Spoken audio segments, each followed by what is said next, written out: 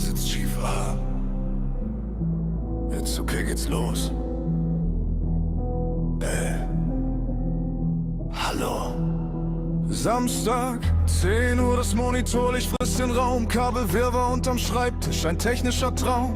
Bavarian Sky, Pixels ist wieder am Start, während draußen die Nacht ihre Schatten packt. Die Leitung steht, der Stream erwacht. Wir schieben den Samstag in die dunkle Nacht. Ich hab den Faden kurz gesucht, fast wieder verloren. Bin in ein paar falsche Sätze direkt hineingefroren. Der Kaffee steht zu nah an der Tastatur. Ein bisschen tollpatschig, das ist meine Natur. Doch ihr seid schon da. Der Chat füllt sich schnell in diesen digitalen Blau. Wird es plötzlich hell.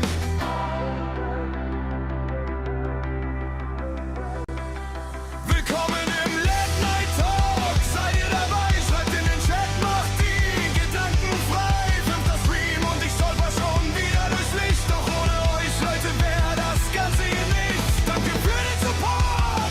Danke, dass ihr den Samstag mit mir teilt, während draußen die Welt in den Sonntag hineinheilt.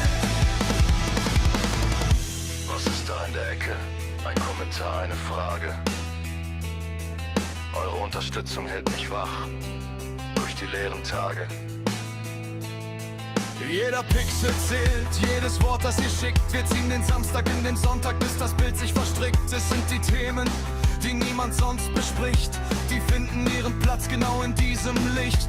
Reden wir über Dinge, die uns nachts wach halten. Über die Schatten, die in den Ecken walten. Keine Skripte, kein Plan, nur die Wahrheit im Stream. Wir bauen uns hier unser nächtliches Team. Bayerischer Himmel, aber digital. Eure Teilnahme ist für mich die erste Wahl.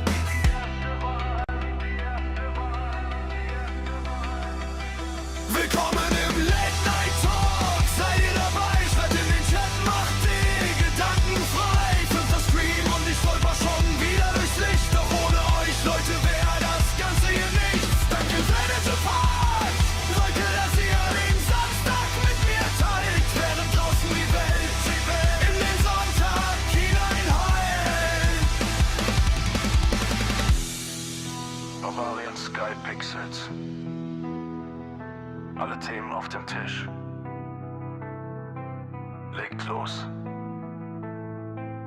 Die Nacht gehört uns. Wir sind noch hier. Der Stream läuft. Kein Ende in Sicht.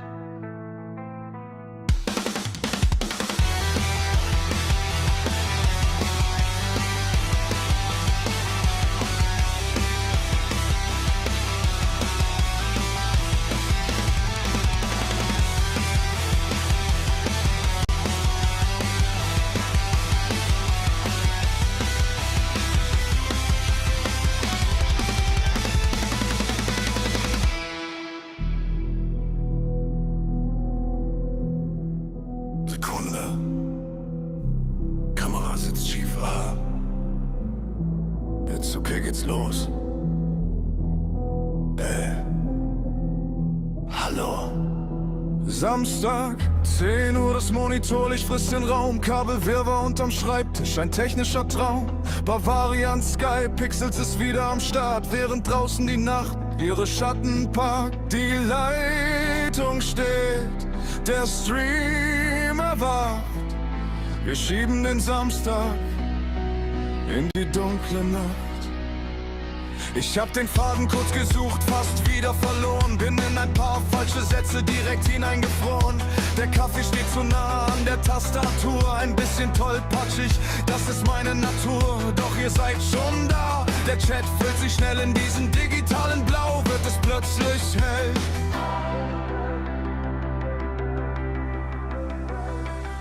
Willkommen im Late Night Talk. Seid ihr dabei? Schreibt in den Chat, macht die Gedanken frei. Fünfter Stream und ich stolper schon wieder durchs Licht. Doch ohne euch, Leute, wäre das Ganze hier nichts. Schönen guten Abend. Live aus Bergen am Chiemsee, aus dem schönen Oberbayern. Zum mittlerweile 5. 5. Livestream hintereinander. Richtig cool. Der 5. Late Night Talk mit euch. Macht mir richtig Spaß. Thema dies, das, alles offen. Es sind noch gerne Gäste willkommen. Habe ich mich diesmal auf mein Thema vorbereitet? Ja, diesmal habe ich Thema oder mehrere Themen. Und zwar steht da unten heute Grantler. Was ist ein Grantler? Grantler ist sowas typisches Bayerisches. Das ist einer, der hockt gerne im Wirtshaus, redet über Politik, schimpft und alles ist scheiße. Ich war heute in YouTube und auf, um Gottes Willen, okay, ich begrüße euch gleich, Stevie. Ich war heute auf YouTube und Social Media unterwegs, TikTok und so weiter. Und ich muss euch ehrlich sagen, es ist irre. Ich habe die Social Medien mal ein bisschen durchforstet. Für euch, da müsst ihr den Scheiß nicht machen. Und hätte euch da ein paar Themen mitgebracht. Da können wir drüber reden, philosophieren oder einfach richtig kranteln und drauf schimpfen. Also wenn ihr Bock habt, bei mir auch diesen Samstag in den Sonntag reinzutalken, würde mich brutal freuen. So, es sind sogar schon einige Leute im Chat online, habe ich gesehen. Heute gibt es 2 Unterschiede. Und zwar streamen wir mit einer neuen Software, mit Restream, mit 6 Synapse. Dann kann ich euch den Chat damit einbinden, was vielleicht recht cool ist. Könnt ihr mal Feedback hinterlassen. Und das andere ist, wir streamen heute auf 2 Plattformen. Sollte jetzt auch live auf Facebook sein. Bin ich gespannt, ob das so funktioniert, wie ich das will. Also wenn es nicht so klappt, dann verzeiht es so ein bisschen. Ich möchte mal schauen, ob ich mir das Programm wirklich kaufe. Aber jetzt begrüße ich erstmal ein paar Leute hier. Schau mal. Ach, da kann man Chat einblenden. Das ist ja cool. Andreas aus Rheinau. Freue mich. Der Andreas aus Rheinau ist ein ganz treuer Zuschauer und oft Gast. Ist mir immer eine Ehre. Gäste sind natürlich auch gern willkommen. Ich poste euch dann einen Link rein, wo ihr joinen könnt, wenn ihr wollt. Der Christian ist da. Grüß dich. Servus, Markus. Die Schrift ist ja cool. Da wird natürlich alles in Blau gemacht. Bin da gespannt, wann der erste meckert wegen dem blau-gelben Rahmen. Das schaut nämlich aus wie die Ukraine, stelle ich gut fest.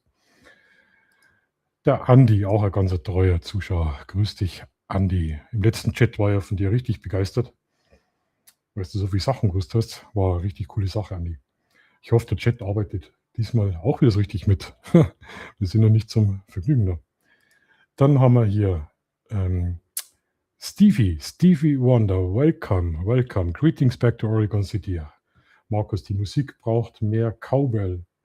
Yes, the music was a little bit lame. You're true. And thank you very much for 10 memberships. You're so crazy, Stevie, really. Earn your money. Dann haben wir hier Micha haben wir hier noch. Ja, Micha, grüß dich. Hallo, du hast das Licht hinten angelassen. Kannst du es bitte ausschalten? Es blendet. Oh ja, es blendet. Aber Micha, du warst doch der im letzten Stream, der gemeckert hat, weil das hinten blinkt, gell? Jetzt habe ich extra ein anderes Licht genommen und ja, es blendet. Gebe ich dir vollkommen recht. Dann haben wir hier noch den Michael Knight. Michael Ritter, grüß dich. Servus, habe die Ehre. Grüße nach Thüringen. War der richtig coole Stream letztes Mal. Wer es noch nicht gesehen hat, kann sich es gerne anschauen. 2 Wessis gegen 3 Ossis und ja, war richtig cool. Stevie schreibt nur, suggest to sneak a random act of kindness. Yeah, really. Aber jetzt schalte das Licht aus, weil wenn der Chat sagt, ich soll was machen, dann mache ich das. Warte mal, ich schalte schnell aus. Da habt ihr nicht vollkommen recht. Boah. Ja. Definitiv, das blendet. Das blendet wirklich. Wie schaut es eigentlich aus im Ton? Ist der Ton angenehm oder schreie ich? Ich hoffe mal, ich schreie nicht. Also, ich poste jetzt den Link rein, wenn ihr Gast sein wollt und auch ein bisschen mitratschen, dann seid ihr natürlich jederzeit willkommen. Ich muss jetzt bloß schauen, wie das genau funktioniert, weil mit der Software bin ich noch nicht so ganz vertraut, aber da steht schon Copy in White Link. Das klingt doch schon mal richtig cool. Dann kann ich nämlich euch den Link. Stevie, you are so insane, really, Stevie. No. Schaut mal, das müsste eigentlich genauso funktionieren, wie ihr das auch gewohnt seid. So. Was gibt es bei euch Neues? Was hat euch die Woche so beschäftigt? Es ist irre, was diese Woche wieder passiert ist. Danke, Andreas. Was die Woche passiert ist, ich sag's euch ehrlich. Ich habe heute ein bisschen was zusammengesucht, was mich in der Woche beschäftigt hat. Und ganz ehrlich, ich mache jetzt eine Woche Social Media Tabu weg. Ich packe den ganzen Scheiß nicht mehr. Aber wir können das ja auch zusammen anschauen. Aber weil wir gerade dabei sind, jetzt gerade am Anfang, there goes a crystal ball. Kurz zur Erklärung, der Stevie wohnt in Oregon, Portland in Amerika, genau. Und wir haben schon mittlerweile Freundschaft. Wir tauschen uns ganz intensiv aus. Und ich bin so fasziniert von Oregon. Würde ich mal gern hinwollen, den Oregon Tribe. Das war der Weg, wo die damals in den Wilden Westen sind. Hochspannend. Und der Stevie hat mir heute ein Video geschickt. Und das würde ich mal ganz kurz mit euch anschauen wollen. Der Sascha Presser Pictures. Sascha, grüß dich. Düsselstoner Hoberer. Ja, das gefällt mir, Sascha. Genau. Also wir könnten uns das Video anschauen, was der Stevie gedreht hat. Da war er gerade mit einem Kumpel unterwegs. Und mich fasziniert das total und freut mich brutal. Und das könnten wir uns anschauen. Ich müsste jetzt bloß gucken, dass ich jetzt da nichts falsch mache. Jetzt pass auf, weil die Software ist neu und da ist das noch nicht so.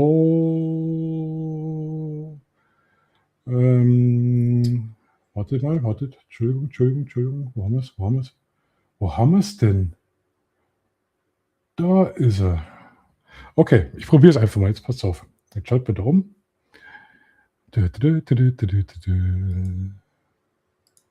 Schalten wir hier um. Dann müsstet ihr schon die erste Meldung sehen. So, schauen, ob das so klappt.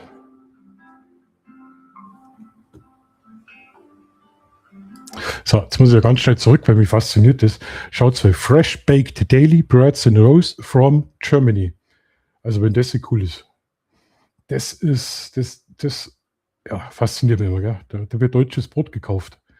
Was Rolls sind, weiß ich gar nicht. Don't know the meaning of Rolls. Weiß ich nicht. Bread ist bekannt. Frisch gebacken täglich. Richtig cool. Mit Einkaufskörbchen. Sowas gefällt mir, wenn man sich austauschen über so viele 1000 Kilometer. Ja. Schaut die richtig coolen Brücken an. Ja, gibt es für uns auch, aber das ist doch so typisch amerikanisch, die Brücken. So wie man es aus dem oder schaut wie man es aus dem Fernsehen kennt. Gell? Irgendwie so Amityville oder keine Ahnung, total toll. Das, was auf dem Schild steht, kann ich leider nicht lesen. Best German food in Portland, Oregon. Really? I cannot read what's on the sign. Ja.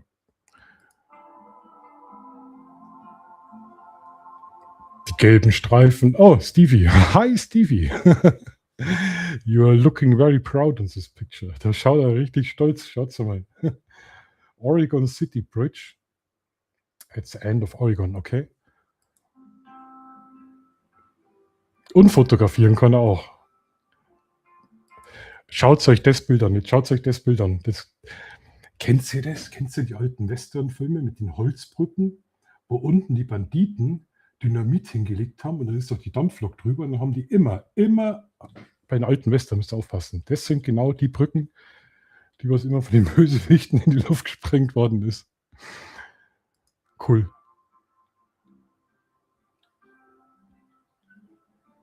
Flowers. Das war. Ja, mir gefällt's. Sowas fasziniert mich immer mit Leuten, so viele Kilometer austauschen. Die Paintings are really good. Sind wirklich schön. Da können sie bei uns so einige Schmierer wahrscheinlich ein bisschen was von der Scheibe abschneiden, Schatz. Das hat mir so super gefallen. Das schaut richtig cool aus. Das schaut aus wie so indianisch, gell? Mexikanisch. Irgendwas so eingeboren ist. Richtig cool.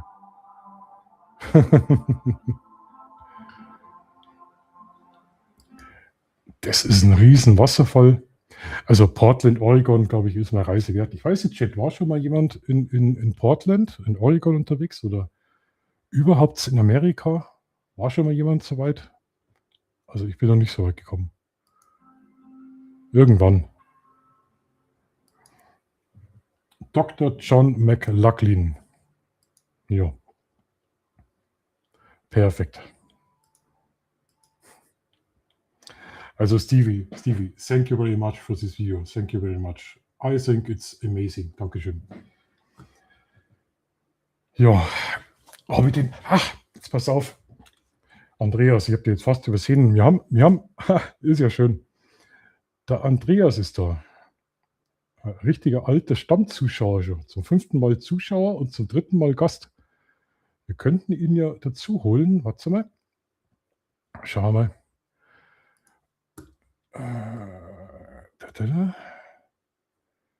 Schauen wir. Und?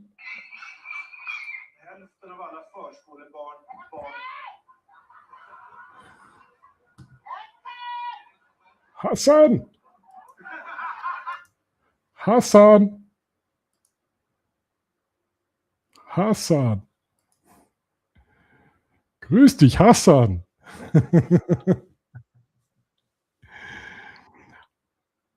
Einen wunderschönen guten Abend ins heiße Rheinau. Ich glaube, ich höre keinen Ton von dir, Andreas. Ich habe noch nichts gesagt. Ach, Entschuldigung, ja, weil ich die ganze Zeit die Klappe auf habe, gell? Ja, furchtbar heiß. Aber man gönnt sich ja sonst nichts wie Klimaanlage. Ja, wie gesagt, ich schaue mir den Wetterbericht da im Rheingraben. Das ist ja wirklich ein Hitzeloch. Das ist ein Hitzeloch. Das ist unglaublich.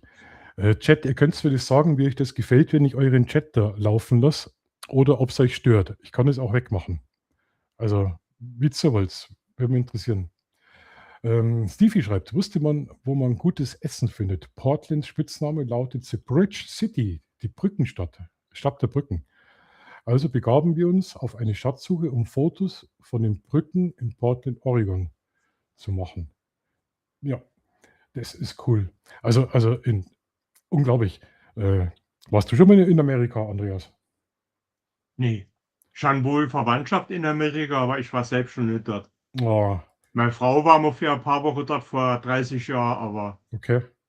Ja, ich habe auch Verwandtschaft hallo Leute. in Florida oder so, aber es ist so, wenn man so weit auseinander lebt, irgendwann über die Jahrzehnte, ja, geht es genauso wie Australien zum Beispiel. Ja, aber irgendwann auf die Entfernung über 5 Ecken geht es leider ja, auseinander. Ja. Das ist so. Wie geht's dir denn? Eigentlich soweit ganz gut. Viel warm halt. Okay. Bisschen am Bächle wieder, am Wohnmobil ist zu viel gesagt, an unserem Bus. Okay. Jetzt sind wir noch am Suchen für Klimaanlage. Und da schauen wir mal. Ja, bei euch wird es ja Klimaanlage anbieten, ja? Oh ja, nur man bekommt nirgends eine. Echt? Ausverkauft oder was? Alles ausverkauft. Ach, Schmarrn. Doch. Das gibt's doch nicht. Vernünftig Klimaanlage bekommst du nicht. Keine Chance. Immer, wenn es ein bisschen warm wird, ja. sind Ventilatoren ausverkauft. Wenn jetzt eine Freundin, die hatte Klimaanlage von Berger. Okay. Mit 5000 BTU, auch für die Camper. Okay. Und die probiert jetzt dieses Wochenende aus und berichtet dann, ob sie was taucht. Okay. Weil nicht jede Klimaanlage für die Camper taucht auch was. Und das ist so mobile, wo man ins Fenster einhängt. Ah ja, gut. Und auch ein geht. Splitgerät. Sollte eigentlich gehen, aber ja. Ja. Bist fit, Andreas? Ja, doch. Also lang geschlafen, viel mit Hund gespielt, anständig gegessen. Ja, Getränke sind bereit. Da werden wir jetzt schnell einen Schluck Wasser eingießen. Adelholzer Quellwasser. Also habe ich ja schon so oft erzählt im Stream, richtig von der Quelle abgezapft. Also nicht irgendwie in Flaschen, sondern richtig von der Quelle halt, wo das Wasser rausläuft. Mein Gott. Ist bei uns kaum noch was genießbar. Früher gute Quelle, heute ganz schrecklich. Mir ist aufgefallen, ungelogen, ich weiß nicht, aber seit einer Woche ist der Wasserdruck, wenn ich kaltes Wasser anschalte, geringer geworden. Ich weiß nicht, an was das liegt. Ich weiß es nicht. Keine Ahnung. Hm.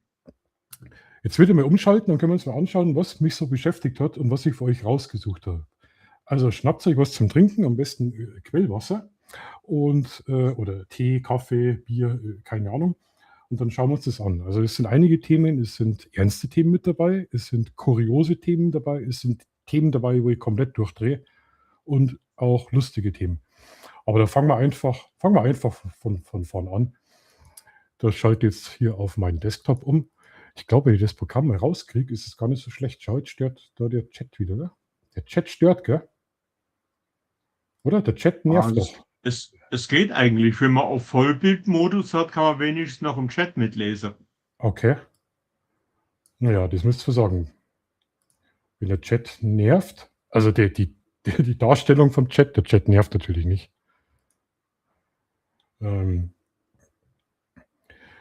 Ja. Fangen wir schon mal an, wie es bei uns schon wieder rund geht. Im Nachbarort, also praktisch in Österreich, in Südtirol, Südtirol ist ein bisschen weiter.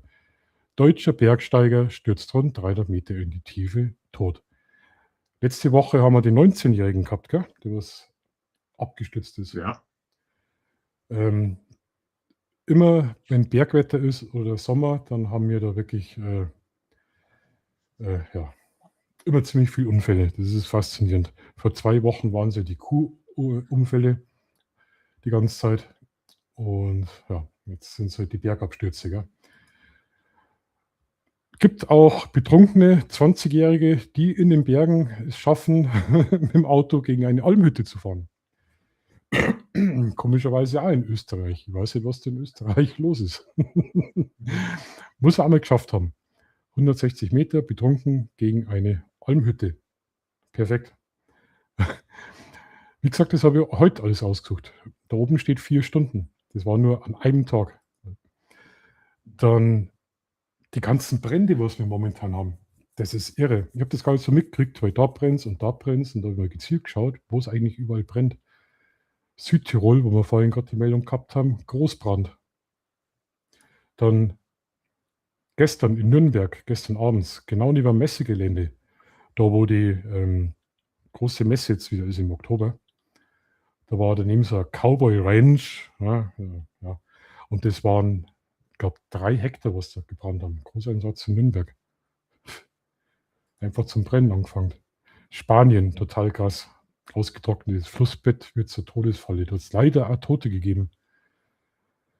Also momentan mit dem Wetter ist es einfach, jetzt haben wir den Sauerkopfrüssel, jetzt haben wir doch erst den Sauerkopfrüssel gehabt. Kannst du dich erinnern, der was da gebrannt hat. Und dann haben wir am Chiemsee letzte Woche den Waldbrand gehabt. Wie schaut es bei euch aus? Bei euch ist ja, glaube ich, auch Waldbrand gefahren mittlerweile, was ich in den Nachrichten gesehen habe, gell? Ja, es ist ja alles trocken. Ja. Aber langt ja schon, wenn man eine Flasche ins Feld wirft, wo Stroh ist. Da kann es schon brennen. Nee. Das klappt nicht. Da habe ich ein Video gesehen, die haben das ausprobiert. Das ist so eine alte Legende. Das reicht nicht, die Krümmung. Das reicht nicht. Ja, wir haben es uns früher auch immer so als Kind erzählt, so wenn du irgendwie Glas wegschmeißt oder so, das ist ja die Sonne wie so lupenmäßig. Aber das funktioniert nicht. Aber was jetzt schlimm ist, gerade die Erntezeit wieder, das werden ja die Leute, die in Mecklenburg-Vorpommern haben wir auch das, wenn wir die ganzen großen Felder immer beim Abernten dann, wenn die Maschinen heiß sind oder es glüht immer der Auspuffen, fällt was runter, da passieren doch oft dann die Feldbrände. Ja? Oder halt Grillen oder Feuerwerk starten, wie wir es im letzten Stream gehabt haben. Oder ja, rauchen. Einfach mal die Kippe schnell aus dem Fenster rausschmeißen. Ja. Also, aber die Ursache können es ja selten, ja. Kaffee schnell fertig trinken. Also wie gesagt, Portugal brennt, Italien brennt, Südtirol brennt, Spanien. Also ich habe da Videos gesehen. Türkei brennt auch. Wo? Türkei brennt auch. Wahnsinn. Also Ich weiß nicht, wie es euch geht, Chat, aber momentan finde ich das extrem. Also ist das jedes Jahr so oder ist es bloß jetzt mit dem Hitzesommer so? Ist es ja, vor allem, was machst du Wir denn hatten da? letztes Jahr relativ feuchtes Frühjahr und auch relativ feuchter Sommer. Nur Ja, immer ein paar Tage, wo es richtig heiß war. Und jetzt ist es ja schon 3 Wochen richtig warm und trocken. Ne? Und einmal Regen bringt nicht viel. Ne? ja, ich habe da die Aufnahmen gesehen in Italien, wie die ganze Bevölkerung hilft. Die sind ja voll überfordert. Und was machst du denn da, wenn da draußen der Wald brennt? Bei mir ist jetzt da 500 Meter weg Berge Wald. Was machst du? Du kannst Abhauen.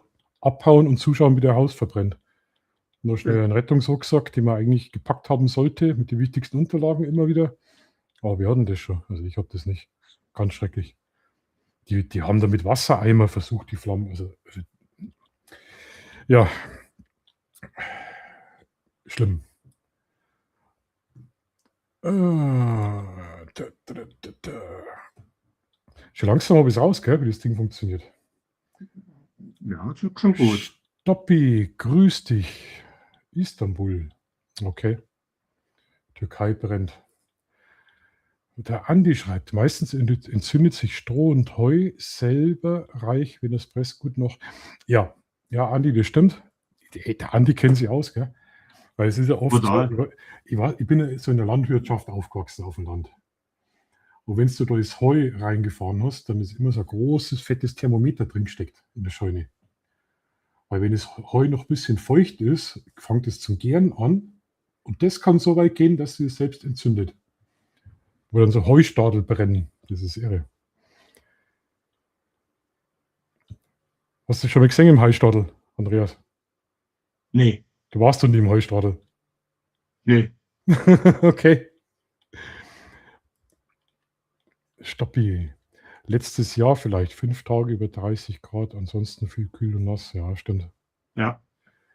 Und viel Überschwemmung. Ja, ja.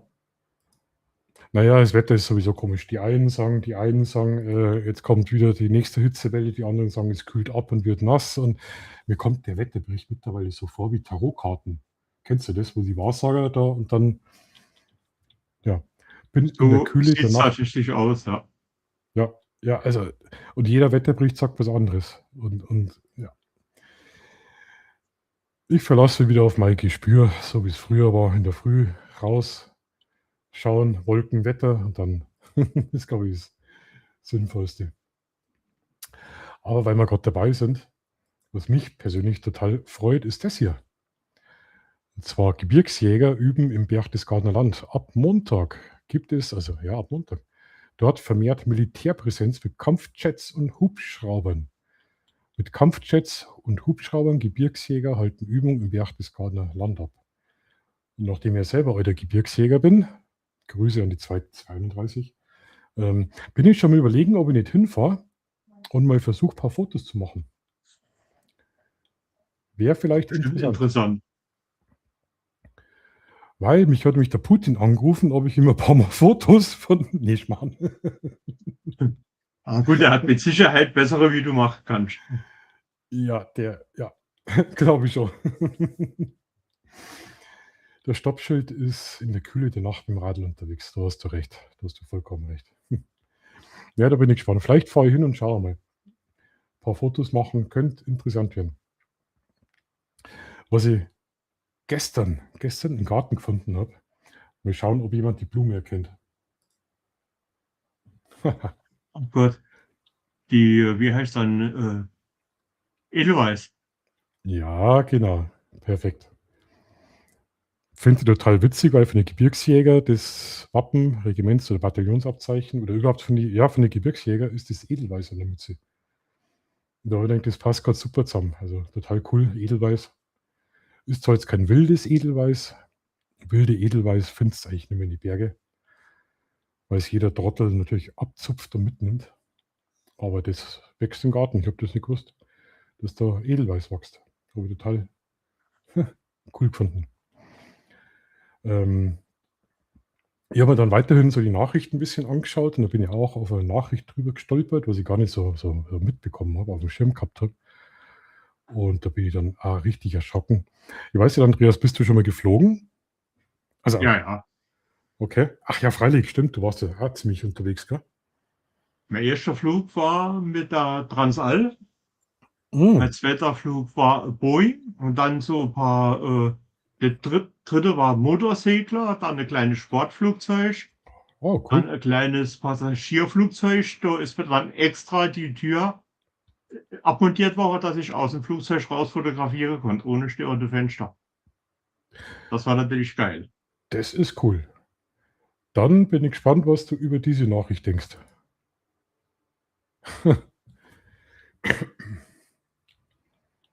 Hast du mitbekommen? Nee. Dramatische Szenen an Bord eines Ryanair-Flugs. Und zwar waren die in Hm. Griechenland. Und da ist das Fenster geplatzt im Flugzeug unterm Fliegen.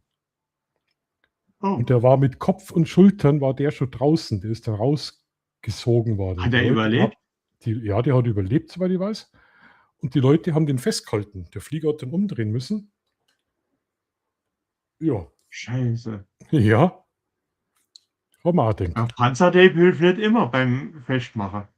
Ja, Ryanair halt wieder Billigflug-Airline, gell? Aber stellt euch das vor. Ja, Haben wir auch denken, ja, super. Also wenn ich fliege, muss ich immer am Fenster sitzen. Also die verlegen mich, platzieren mich immer ans Fenster. Genau aus ja, dem wir gehen Grund. nicht durch. Hä? Wir gehen nicht durch. Genau, aus dem Grund, weil wir als biologische Propfen funktionieren. Also da würde immer mein Kopf durchpassen. Ich bin da praktisch so ein lebendiger Stöpsel. Also da wäre das Flugzeug Ja. sofort wieder safe. Deswegen muss ich immer da an die Fenster sitzen. Ja, aber irre, stell dir das vor. Die Sauerstoffmasken hängen schon runter und du hängst da mit dem Kopf draußen. Was meinst du, was der für eine Frisur hat? Der ist ja richtig geföhnt worden. Irre. Also, Ja, ja, vor allem, der kriegt ja daraus auch keinen Sauerstoff, gell? Das ist ja. nee. Und dann hast du die Kälte, es ist ja kalt und dann, naja, Wahnsinn.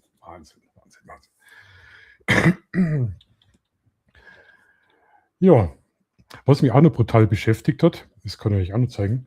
Ich habe ja gesagt, die Themen werden auch ein bisschen ernster heute, wo was man eigentlich eine Sprache verschlägt. Und zwar habe ich das in die Medien live verfolgt, gestern oder vorgestern. Und nein, es war heute. Das war heute, genau. Und zwar war das in Berlin, ich weiß nicht, ob ihr das mitbekommen habt, gestern um kurz vor 8 oder 22 Uhr, kurz vorm Ladenschluss, hat der Mann eine Kassiererin vom Rewe als Geißel genommen. War ein riesen Großeinsatz in Berlin mit SEK und Scharfschützen auf den Dächern, also total irre, total irre. Und heute um 9 oder um 10 Uhr haben es dann die Geiselnahme beenden können, und zwar mit einem Taser. Das war irgendein Mann, der hat mit Messer da die Kassiererin 11 Stunden in Geiselhaft gehalten. Also total irre. Unglaublich.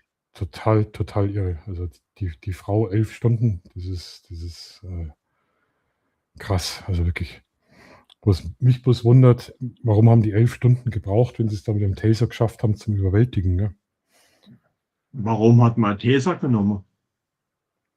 Ja, vielleicht hätte man vorher schon was machen können, aber da haben wir keinen Einblick. Das dauert immer Zeit, bis man da dann irgendwie mehr Sachen erfahrt. Aber auch gestern, okay. Ja, Fernsehen und Radio läuft bei mir nicht, Andi. Ich habe es, wie gesagt, heute Vormittag auf YouTube gesehen. Ich werde da jetzt definitiv Nachrichtenpause machen, weil du wirst irre. Bei den Nachrichten heutzutage, du wirst einfach irre, Andreas. Ich pack das immer. Ich gucke mir schon lange keine mehr an. Nee, es geht einfach nicht mehr. Also ich habe das jetzt wirklich mal gemacht, so ein bisschen zum Schauen, was Neues so gibt, aber vielleicht bin ich zu alt, aber irgendwie verstehe ich einfach die Welt nicht mehr. Ich kapiere es nicht mehr. Genauso wie Stade, da möchte ich jetzt gar nicht so viel drüber reden über Stade, aber was da passiert ist, da in einem geschützten Raum, in einem staatlich geschützten Raum, der Schutzraum sein sollte, und dann mit irgendwelchen Autos, die dann kurz vorher umgemeldet worden sind, und die Mutter der Sohn irgendeiner Politiker. Ganz komisch, ganz komisch. Und dann lässt uns die Frau laufen. Also, nee. Da bin ich Fluchtwagenfahrer bei einem Sechsfachmord und werde nicht in Ja. U-Haft gesperrt und freigelassen. Und was passiert? Taucht unter. Nix. Ich verstehe das nicht. Da bin ich zu blöd. Das sind einfach so Sachen, das macht mich sprachlos, weil man da alles so Stück für Stück dann rauskommt, gell? Ja. Kachelmann-Wetter. Ich schaue immer den Kai Zorni oder wie er heißt. Aber wie gesagt, das ist wie Karten liegen. Also ja, also wie gesagt, da war richtig was los. Total irre. Ach ja, was haben wir denn hier noch? Ach ja, schau, genau. Südwesten leidet. Extreme Hitze erreicht zuerst den Oberrhein. Ist schon da. Ja, Zu spät. da habe ich gleich an dich wieder denken müssen, vor allem, weil sie das ja wirklich eingekringelt haben. Gell? Das ist genau da, wo du wohnst. Ja. Und was da hinten Ja, noch, was ist noch auszuhalten? und was da hinten noch alles so nachkommt. Von Frankreich. Ja. Wahnsinn. Ja, da tust mir schon leid. Tust mir schon. Ach Gott, du sitze in der klimatisierten Küche, dann gehe ich ins klimatisierte Wohnzimmer oder ins klimatisierte Schlafzimmer oder ins klimatisierte Auto. Ja, aber dann hast du ein Riesenproblem, wenn du rausgehen willst in die Natur, dann dreht der Kreislauf durch. Ach, das geht eigentlich auch. Wir haben hier den Wald fast direkt vor der Haustür. Okay. Und dann gleich der Alt rein und Baggersee. Also, ja. Ja, bei uns geht's noch. So kurz vor 30 Grad ist mir zu warm.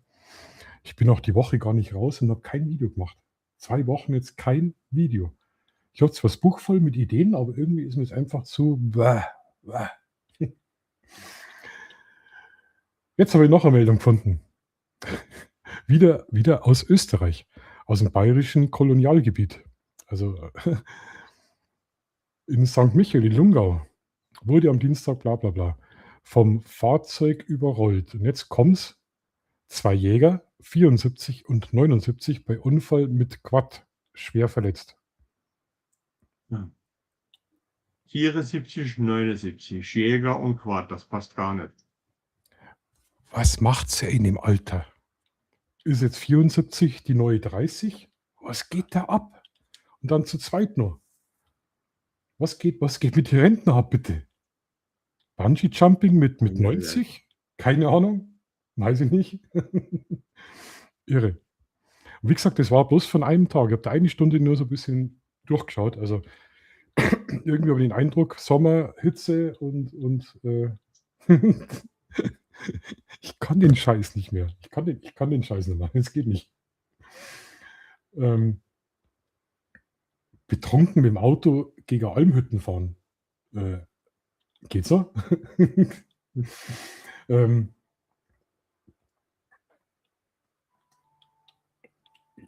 Jetzt muss ich stark sein. Wie gesagt, heute bin ich Krantler. Also ich darf auf YouTube nicht alles sagen, was ich mir denke. Also das ist leider so.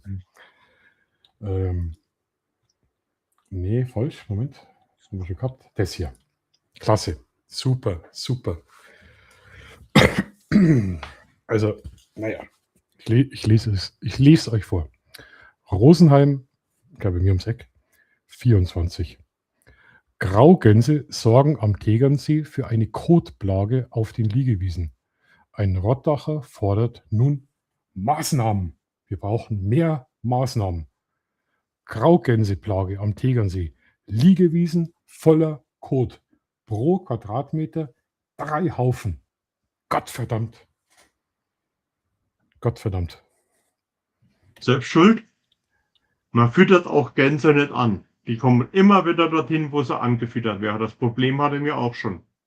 Also, Da ist die Fütterung eingestellt worden und da waren sie weg und da gab es keine Kothaufen mehr. das finde ich eine sehr gute Idee. Ich finde das einfach auch von den Gänsen nicht in Ordnung. Weißt du, das ist Natur und die Natur muss einfach sauber sein. Die muss sauber sein. Das kann nicht sein. Tegernsee, bitte. Wie kommt da so eine blöde Gans dazu und scheißt da auf die und kackt da auf die Liegewiese? Nein. Also ich bin, Andreas, wirklich, ich finde, wegknallen. Sofort wegknallen. Das geht nicht. Doch, das geht. Das geht ganz Die einfach. sind doch zäh. Die kann man doch nicht essen. Nee, das geht total easy. Und zwar hier. Ein Telefonat. 2 Jäger kommen und dann wird da aufgeräumt. Klinisch sauber wird das gemacht. Weil wenn ich in der Natur bin, und das ist eine Natur und kein Freibad. Freibad oder Schwimmbad, wie ist mir da eingelassen. Aber es ist gottverdammte Natur. Seid ihr bescheuert? Oder? Oder soll man da Katzenklo hinstellen und. Nee. Es wird immer abartiger. Die Leute werden immer abartiger, Andreas. Wirklich. Ich sage, das Stream heißt heute Krantler. Heute bin ich krantig unterwegs. Ja, aber es ist schon so, wenn eine Gänseplage da ist, hast du mal gesehen, was die für Haufen machen? Da wird Ja. der Dackel blass vor Neid. Ja, aber trotzdem, ein Rottacher fordert nun Maßnahmen. Ich glaube, der war dort noch nie auf der Liegewiese. Was hat man früher gemacht? Dann hat man sich halt einen Meter daneben hingelegt oder keine Ahnung. Also, ja, genau. Dann baut man Gänsetoiletten. Sehe ich ganz genauso. Der soll sie mit Futter bei den Nachbarn locken. Es gibt doch bestimmte Nachbarn, denen er nicht leiden kann. Doch ganz einfach. Ja, ich weiß nicht. Und also am liebsten würde ich den Typen anschreiben und würde ihm sagen, pass mal auf, das weißt du noch gar nicht. In dem See scheißen Fische rein. Ja, was passiert dann? Ja. Dann haben wir alle Fische raus. Na, Entschuldigung. Nix für ungut, sagt man in Bayern. Wegknallen, China-Restaurant freut sich. Ente süß. Danke, Stoppi, super. Genau so machen wir das. Die 2 Jäger, Ja. die kommen, dann werden die weggeknallt und dann gibt es Ente süß-sauer. Und die Fische da mal auch gleich raus, damit ja kein Fisch da irgendwie in das schöne Wasser rein. Alles, was blutet, kann man essen. Ja. Aber jetzt wird es ja noch verrückter bei uns. Jetzt wird es ja noch verrückter. Wirklich. Weil wir gerade beim Abknallen sind. Also der Stream ist beendet. Ich kann nicht mehr. Ich packe das nicht mehr. Der Merkur schreibt: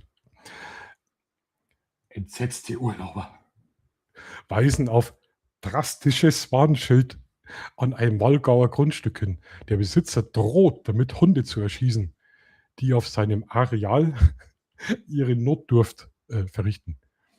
Die Staatsanwaltschaft prüft den Fall nun. Die Staatsanwaltschaft. Die soll sich lieber um Fluchtfahrer kümmern.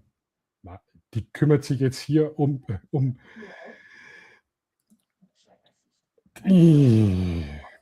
musste beim Bund Stellung machen in Schafscheiße. Ja, genau, das kennen wir doch alle. Der Andi schreibt, aber die Jäger mit dem ATV bitte. Ja, genau, die kommen, damit der aufkommt. Aber jetzt schaut's mal, der hat da Schild aufgehängt. Rentner, wieder ein Rentner. Aus dem Rheinland, also er ist Tourist bei mir in der Heimat. Das habe ich erst nicht gewusst. Entdeckten in Bayern Urlaubszettel. Der macht hier unten Urlaub und hat einen Zettel entdeckt. Mann droht, Hund mit ihrer Notdurft zu erschießen. Mein Gott, der hat sich da einen Spaß draus gemacht. Wir haben einfach so einen Humor. Ey, dann bleib im Rheinland aber eine Staatsanwaltschaft ermittelt. Jeder Hund, der auf dieses Grundstück scheißt, wird sofort erschossen. Bist du gerade im Chat drin? Also, Andreas, bist du gerade im Chat? Mhm. Live? Ja. Dann gehe ich unten durch. Hm? Dann gehe ich unten durch. Moment, ich muss nur kurz die Kamera ausschalten. jo, passt. Jetzt kannst du. Da weiß ich nicht, dann gehe ich schon auf. Also, Chat, Ist also dabei. ehrlich, darf er da kranteln, darf er da krantig werden? Darf er bei sowas irgendwann mal sagen, ey, seid ihr bescheuert? Das ist doch offensichtlich, dass das ein Spaß ist, oder? Ha? Also könnte mein Humor sein. Wobei Bei es ist uns wirklich so, ist wenn das ich schon da- ernst genommen worden. Bei uns Ja. gab es das schon, das sind Hunde erschossen worden. Ein Echt? dreibeiniger Hund beim Wildern erschossen. Der ist Ja. noch furchtbar schnell. Aber Wildern ist was anderes. Wenn ich da draußen einen Vorgarten habe und da kommen Dreibeiniger Hund. da kommen, Mit 3 Beinen Hund, der kann nicht wildern. da kommen die ganze Zeit Der die jagt Leute, vielleicht noch eine Schildkröte oder so. weißt du, die haben einen Ist der kleinen Thema Garten verrückt, und ja. das ist genau in so einem Touristengebiet, wo die da mit die Hunde die ganze Zeit vorbeimarschieren, mit Rucksack und wandern und jeder Hund kackt mir in den Vorgarten. Da würde ich auch mal sowas schreiben. Aber das ist wieder so eine typische Meldung. Entsetzte Urlauber weisen auf drastisches Warnschild hin. Die Staatsanwaltschaft ermittelt. Also da wundert mich nichts. Da wundert mich nichts, dass bei uns, bei der Justiz nichts mehr geht, wenn sie die mit so einem Scheißdreck beschäftigen müssen. Ganz ehrlich. Also schlimm. Schlimm. Also ich hätte drüber gelacht. Ich hätte es irgendwie cool gefunden. Man hätte ja auch das mit Erschießen stimmt schon. Das stimmt, Andreas. Und das gibt es wirklich. Wir haben ja mit der Rehkitz-Rettung auch viel mit Jäger zu tun. Und es gibt auch wirklich so Jäger, und da gebe ich dir recht, wenn da der Hund 2 Meter im Wald ohne Leine neben dir herläuft, ist es schon vorgekommen, dass der den Hund einfach über den Haufen geschossen hat. Gibt es wirklich. Ja. Verstehe ich auch, wenn der Hund wildert, verletzt zur Reh, schwer verletzt, wo es nicht gleich stirbt. Ja, bloß wenn es Herrli halt 2 Meter daneben ist. Ja. Hunde im Wald online. Ich leine meinen Hund nicht an, aber der geht mit Fuß genau neben mir. Man muss auf den Hund nur Einfluss nehmen können, dann braucht man nicht ans alleine. Genau. Also es gibt wirklich so schießwütige Jäger, aber es heißt ja nicht, dass jeder Jäger da einen Hund über den Haufen knallt, aber es ist wirklich so. Nee, die wenigsten. Ja. Wenn der im Also Wald, es sind ja meistens Leute, die sonst im Leben nichts zu sagen haben, die sowas machen. also wenn der im Wald zum Jagen anfängt, erstens, ein Hund erwischt der Reh normalerweise nicht, ein Reh ist schneller. Der Hund bringt dir da Unruhe rein, wenn er da rumstöbert. Aber sollte der Hund der Reh Ja. erwischen, dann beißt er dem Reh auch nicht den Kopf ab. Jetzt das Reh vielleicht hinter den Beinen verletzt oder so, was natürlich scheiße ist, weil das dann qualvoll auch verenden kann. Ja? Also von daher gesehen. Aber das war eine Supermeldung. Supermeldung. Das ist toll, ja. Ja. Das war es, glaube ich, so mit den Meldungen. Also wie gesagt, Social Media, Nachrichten ist momentan wirklich schwierig. Es ist schwierig. Es macht keinen Spaß.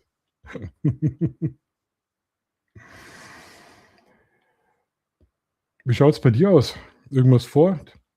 Urlaub fahren? Nee, erstmal abwarten, bis wärmer ist. Im Moment muss ich noch längere Zeit, 3-mal die Woche zum Hautarzt. Ich habe eine Neurodermitis am Rücken bekommen. Oh, okay. Hm. Ja. Lästig. Juckreiz, Kratzen, oder? Das volle Programm. Ja. Ach du Scheiße. Und rot und schuppig. Aber es wird schon langsam besser. Okay. Ja, so ist immer scheiße. Ja, dann gut, im da kann man ja Sommer. heutzutage schon was machen. Ne? Ja. Jetzt poste Ja, ich aber mal. früh will ich ein bisschen rausgehen, fotografieren, wenn es noch nicht so warm ist. Ja, das ist ja. Das ist ja. Ja, mal schauen. Ich kann euch ankündigen, nächste Woche wird der Stream wahrscheinlich auch ziemlich technisch. Ich habe einen Gast, eigentlich wäre es für diesen Samstag sogar schon geplant gewesen, aber ist auch ein bisschen kurzfristig. Aber nächste Woche am Samstag kommt ein sehr guter Bekannter, ja, ich würde schon fast sagen Freund, mit rein in den Stream und dann wird es technisch. Dann können wir wieder richtig über Technik talken und auch über YouTube, über Backgrounds und ganz interessante Sachen. Wollte ganz kurz loswerden. Also Fotografieren und Technik und so weiter ist immer gerne Thema, aber wenn ich mich nicht auskenne mit Technik. Ja. Wir könnten ja auch mal Fotos anschauen. Wenn jemand von euch Fotos hat zum Beispiel, wo man sagt, okay, Marco, schau dir mal das Foto an oder so, könntest du gerne schicken. Da gibt es jetzt So, auch... ich muss die Kamera wieder ein bisschen ausmachen. Ich schaue weg. Ich habe weggeschaut. Darf ich wieder gucken? Zu spät. Ja. Aua! Darf ich schauen? Achso, da fällt mir gerade ein, Chat. So Schnecke, Flausen. Auf WhatsApp gibt es eine neue Funktion. Und zwar so wie auf YouTube Alexa, damals mit du dem weißt. Kürzel. Okay. Ich weiß nicht, ob ihr es schon mitbekommen habt. Also wenn ihr eure Namen sichern wollt, dann seid schnell. Ich weiß nicht, ob die Funktion jetzt schon jeder hat. Alexa, Flur aus. Ja, aber das Okay. interessiert mich eher weniger. Naja, es ist halt praktisch, weil du deine Telefonnummer nicht rausgeben musst. Pipi, komm. Du kannst praktisch... Ja, mit gut, jetzt- in WhatsApp kriegt nur, wer bei mir in der Kontakte ist, die Telefonnummer. Sonst kriegt keiner die Telefonnummer. Ja gut, bei dir geht's, ja. Aber jetzt ich sag, keine Ahnung, da ist meine Telefonnummer, dann reicht es, wenn ich das eingebe. So, schicke euch das mal. Und das ist meine WhatsApp-Nummer.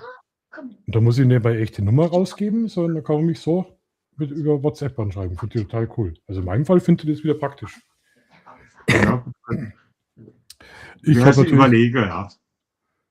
ja, weil es anonymer ist. Ne? Ich habe natürlich gleich Donald Trump ausprobiert, war aber leider schon vergeben. Hätte mich interessiert, welche Nachrichten ich kriege.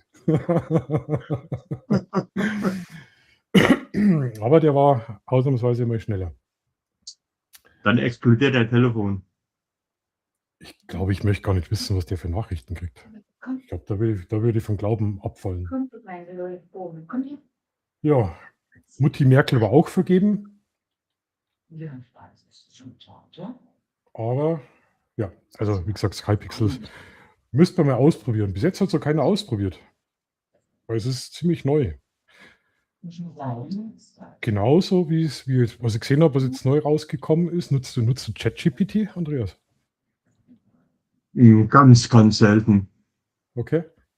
Die haben jetzt eine coole Live-Funktion, haben die jetzt rausgebracht, wo man live mit ChatGPT sprechen kann und auch live übersetzen. Also, ich habe Da das, ist was, ja. das auch schon ausprobiert. Das klappt wirklich super. Steht da. Und du musst den blöden Bot So, gar komm, nicht Schnecki. zu Ende aussprechen lassen. Du kannst mit ihm relativ normal sprechen, wie mit einem Menschen. Also, habe ich cool gefunden. Also, ChatGPT müsst ihr mal ausprobieren. Das ist nagelneu. Nagelneu. Ist der Chat heute ein bisschen müde? Was ist denn los? Ist Fußballspiel? Na, Deutschland ist doch raus. Gibt's doch nicht. Das ist schon mal Fußballspiel. Belgien-Spanien. Ah, okay. Dass du das weißt. Ich habe das nicht gewusst. Ja, wir waren zufällig bei Nachbars und haben noch Baileys selbstgemachter getrunken und die haben gerade Fußball geguckt. Oh, die Hitze. Du hast gesagt, du warst beim Nachbarn und ihr habt selbstgemachten Baileys gehabt. Ja. Weißt du, was ich jetzt verstanden habe? Du warst beim Nachbarn und ihr habt selbstgemachte Babys gehabt. Dinger, was? Komisch am Oberrhein, was die da so beim Nachbarn haben. Ja, ja. Hat eigentlich irgendjemand von euch mitbekommen, heute mit der Chat-Kontrolle? Nachricht mitbekommen, Andreas? Chat-Kontrolle?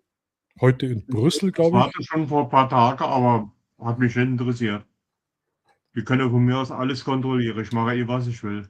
Ich hab mich noch gar nicht beschäftigt damit. Bin da so bloß kurz drüber geflogen. Anscheinend Ich werde doch haben alles die kontrolliert. das jetzt so eingeführt, dass die Chats, Telegram, WhatsApp und so weiter, mitgelesen wird durch eine KI und dann durch einen Algorithmus, bestimmte Schlüsselwörter und so weiter, den Algorithmus dann triggern können. Der Hintergrund ist Kinderschutz.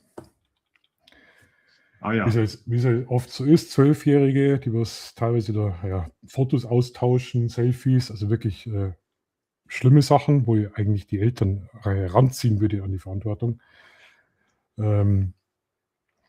Und das Schlimme ist, es wird praktisch alles gefiltert und dann werden solche Schlüsselwörter rausgezogen zum Schutz der Kinder. Schutz der Kinder finde ich ja gut. Wobei man sich fragt, die letzten Jahrzehnte, wo da der Schutz der Kinder war. Aber naja, ist natürlich ganz einfach zum Ändern, dass man dann sagt, okay, dann da mal andere Wörter mit rein, dann können wir das auch rausfiltern. Also ich finde das ziemlich krass, aber es ist alles nur mutmaßlich. Ich habe mich damit noch nicht beschäftigt. Also, wenn ich mich über irgendwelche Produkte unterhalte, Mhm. letztens war es Grills und auf einmal mache ich dann Facebook auf und auf einmal kriege ich dann Werbung über genau die Grills, über die Ja. wir uns unterhalten haben. Ja, Ist mir doch egal. Das Ja. soll es doch machen. das haben die auch schon ausprobiert. Da gibt es auch Tests im Handy. Die haben sie da über Babys unterhalten. Du, und zack, haben die Werbung gekriegt für Babynahrung, Kinderwägen. Also das Handy hört da durchaus mit. Und die haben ja gesagt, die Chatkontrolle soll auch eventuell an Werbeunternehmen. Also, wie gesagt, die haben mich da noch nicht so beschäftigt damit. Also alles mutmaßlich. Aber was schlimm ist, das habe ich nicht auch noch mitgekriegt. Weißt du, wie die das gemacht haben mit der Abstimmung? Ich habe nicht gewusst, dass das geht. Die haben in dem EU-Parlament haben die, sagen wir mal, 300 Teilnehmer. Oder mehr, wahrscheinlich mehr. Aber die haben anscheinend gesagt, damit die das Gesetz durchwinken können, müssen 300 dafür sein. Oder so wird man auch normal abstimmen. Also sagt, okay, 300 und dann geht das Gesetz durch. Die haben das anders gemacht. Die haben gesagt, wir machen es anders. Es müssen 300 dagegen stimmen. Dann machen wir es nicht. Und weißt du, was der Witz war? Es waren gar keine 300 Abgeordnete da. Woher kenne ich das? Da war doch mal was im Bundestag, wo über irgendwas abgestimmt worden ist. Da hat die Rot, die hatte Vorsitz gehabt und dann hat irgendjemand gesagt, wir können nicht abstimmen, es sind so wenig Abgeordnete da. Und dann hat die drüber geguckt und hat gesagt, nee, da sind genug, wir stimmen ab und es ist gemacht worden. Und da wird ja alles aufgezeichnet, da ist dann ausgezählt worden, es war tatsächlich zu wenig da, aber das ist egal. Trotzdem. Ja, aber die haben das noch perfider. Heutzutage, Die haben das noch perfider gemacht. Die haben nicht gesagt 300 positive Stimmen, dann machen wir es, sondern wir brauchen 300 negative Stimmen, dann machen wir es nicht. Genau. Und 300 waren ja gar nicht da. Also haben es die 300 gar nicht erreicht und dadurch ist das Gesetz in Kraft getreten. Also ich bin wahrscheinlich zu blöd dazu, dass es so ja, heute wird es ein bisschen aber schaffe politisch, dir das mit mit Amazon. Telegram? Wie bitte? Schaffe dir das mit Telegram? Kann man nicht vorstellen. Ja, Telegram ist ja mittlerweile auch nicht so, aber Telegram wäre wichtig, weil was da Telegram-Gruppen gibt, das gehört eigentlich irgendwie, vor allem bei Minderjährigen sowieso verboten. Also was da Gruppen gibt. Wir haben leider, da war ich auch entsetzt, wir haben noch den Amoklauf jetzt in der Schule gehabt, bei uns im Schongau. Ist gar nicht so weit weg. Können wir schnell schauen. War ja auch sowas, wo ich sage, ich pack die ganze Scheiße nicht mehr. Ja, da schaut's her. Kempten, Schongau, hier. Also gleich bei mir ums Eck. München, Chiemsee. Schöner Ecke. So weit ist es nicht. In einer Stunde bin ich in München, in einer Stunde bin ich genau im Touristengebiet. Schau mal, genau im Touristengebiet ist es. Genau mittendrin. Ja. Unten Neuschwanstein, die ganzen Seen, Starnberger See, da wo jetzt die ganzen Leute sind. Kochel am See. Und das Schlimme war ja, der ist ja da wirklich rein. Es waren ja über 1000 Schüler, was da evakuiert sind. Also ich habe mir so Berichte angeschaut von Schülern, die was da dabei waren. Das war krank, 2 Mädchen schwer verletzt mit Messer, 16 Jahre alt. Und dann dauert es natürlich immer ein bisschen, bis da so die Hintergrundinfos rauskommen. Und anscheinend war der auch in der Telegram-Gruppe drin. Mutmaßlich, gell? Mutmaßlich. Und da ist gerade um solche Sachen gegangen, wo das verherrlicht worden ist und wo die Videos ausgetauscht haben für solche Sachen. Der war 16 Jahre alt, ist da rein mit Knarre und Messer. Mit 16. Und hat das auch in der Telegram-Gruppe sogar noch vorher angekündigt, ganz stolz. Deswegen sage ich Ja. so, Handy, Jugendliche, dass die komplett da frei durchdrehen, ohne Kontrolle, ist, glaube ich, ein Fehler. Also, vielleicht liegt es am Alter, weiß nicht. Achso, weil die Karte gerade auf hat. Schaut's her. Also, Chiemsee, ja. Und da in Chieming bin ich meistens. In Chieming. Da drüben Start, Prien am Chiemsee, da ist Hochtourismus. Da ist der ganze Tourismus. Und ich bin auf der Seite. Da geht's noch. Da bin ich auch beim Fotografieren. Schön ist halt Sonnenuntergang, Sonnenaufgang ist schwierig. Traunsteiner Landkreis, da oben Waginger See, kennt es wahrscheinlich auch ziemlich bekannt. Und Fachendorf ist die Nachbargemeinde und da ist Bergen. Genau da sende ich jetzt gerade live. Und da unten ist Marquardstein. Genau. Jetzt mal schauen, ob der Chat. Und da ist halt die Schnappenalben. Ich hoffe mal, der Chat funktioniert, weil der so still ist mit der neuen Software. Oder die Leute sind halt alle unterwegs. Genau. Und zwar ist da die Tiroler Aachen, das ist ein ganz großes Naturschutzgebiet, ein Vogelschutzgebiet. Komplett verboten, mit der Drohne zu fliegen. Komplett, was ich eigentlich auch verstehe. Und hier ist Bergen, das kleine, winzige Dorf. So klein ist es. Kleiner Kurpark, wirklich ganz klein. Und da ist die Hochfellenseilbahn. Und jetzt schaut mal, was wir Flüsse haben. Was wir Flüsse haben.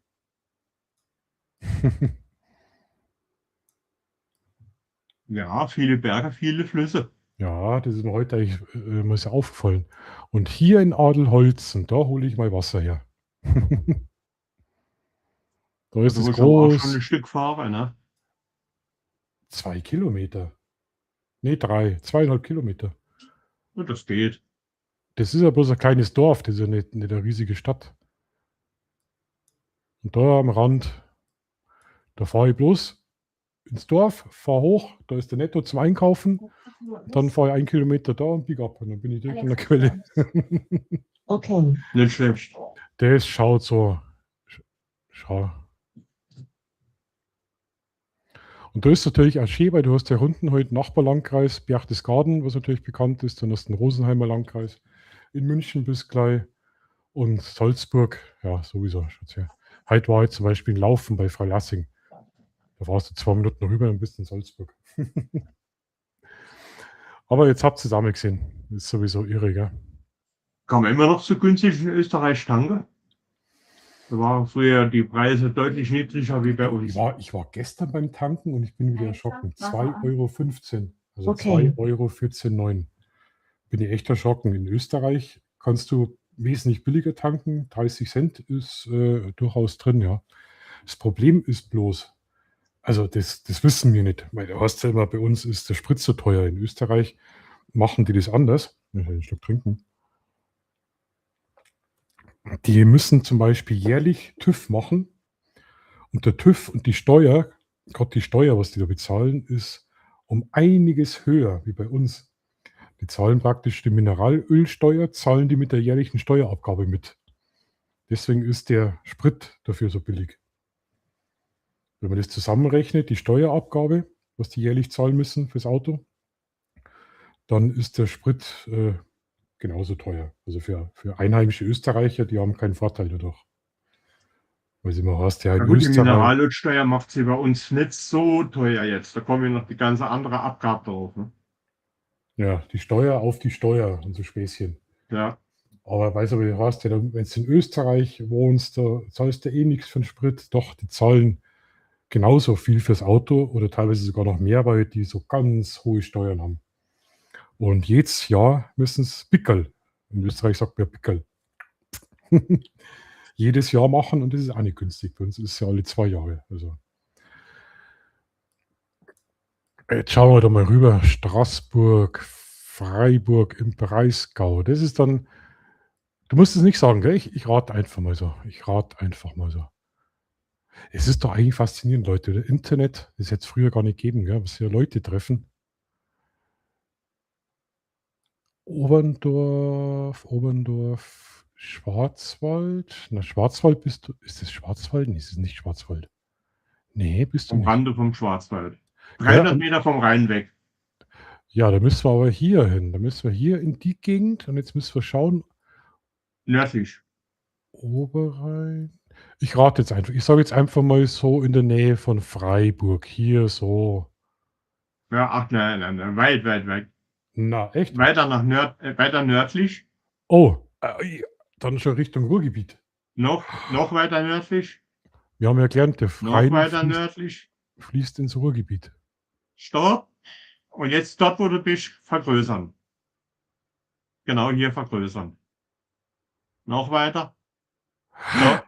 Unten ist Rheinau, das ist Ortsteil von Rheinau. Jetzt ein klein bisschen weiter nördlich. Warte mal. Was habt's denn hier? Was ist denn das? Andreas, Ja, das ihr habt so einen habe ich noch Westwallbunker. nie gesehen. Noch nie Und hier? gesehen. Westwallbunker 1. Operation Todd war das. Ja, habt ihr da einen Haufen Bunker? Da noch mehr. Ja, schau das mal. sind meistens nur noch 3 Steine. Mehr ist das nicht mehr. Ja, Wahnsinn. Das ist ja verrückt. Das würde ich mal gern sehen wollen, die Bunker. In Frankreich. Das wäre mal so ein Ziel, das würde mich interessieren. Da noch mehr Bunker. Westwall 33. Da oben. Du, da bist du doch voll gesichert. So, bei und dir. jetzt siehst du Helmlingen. Und dort wohne ich.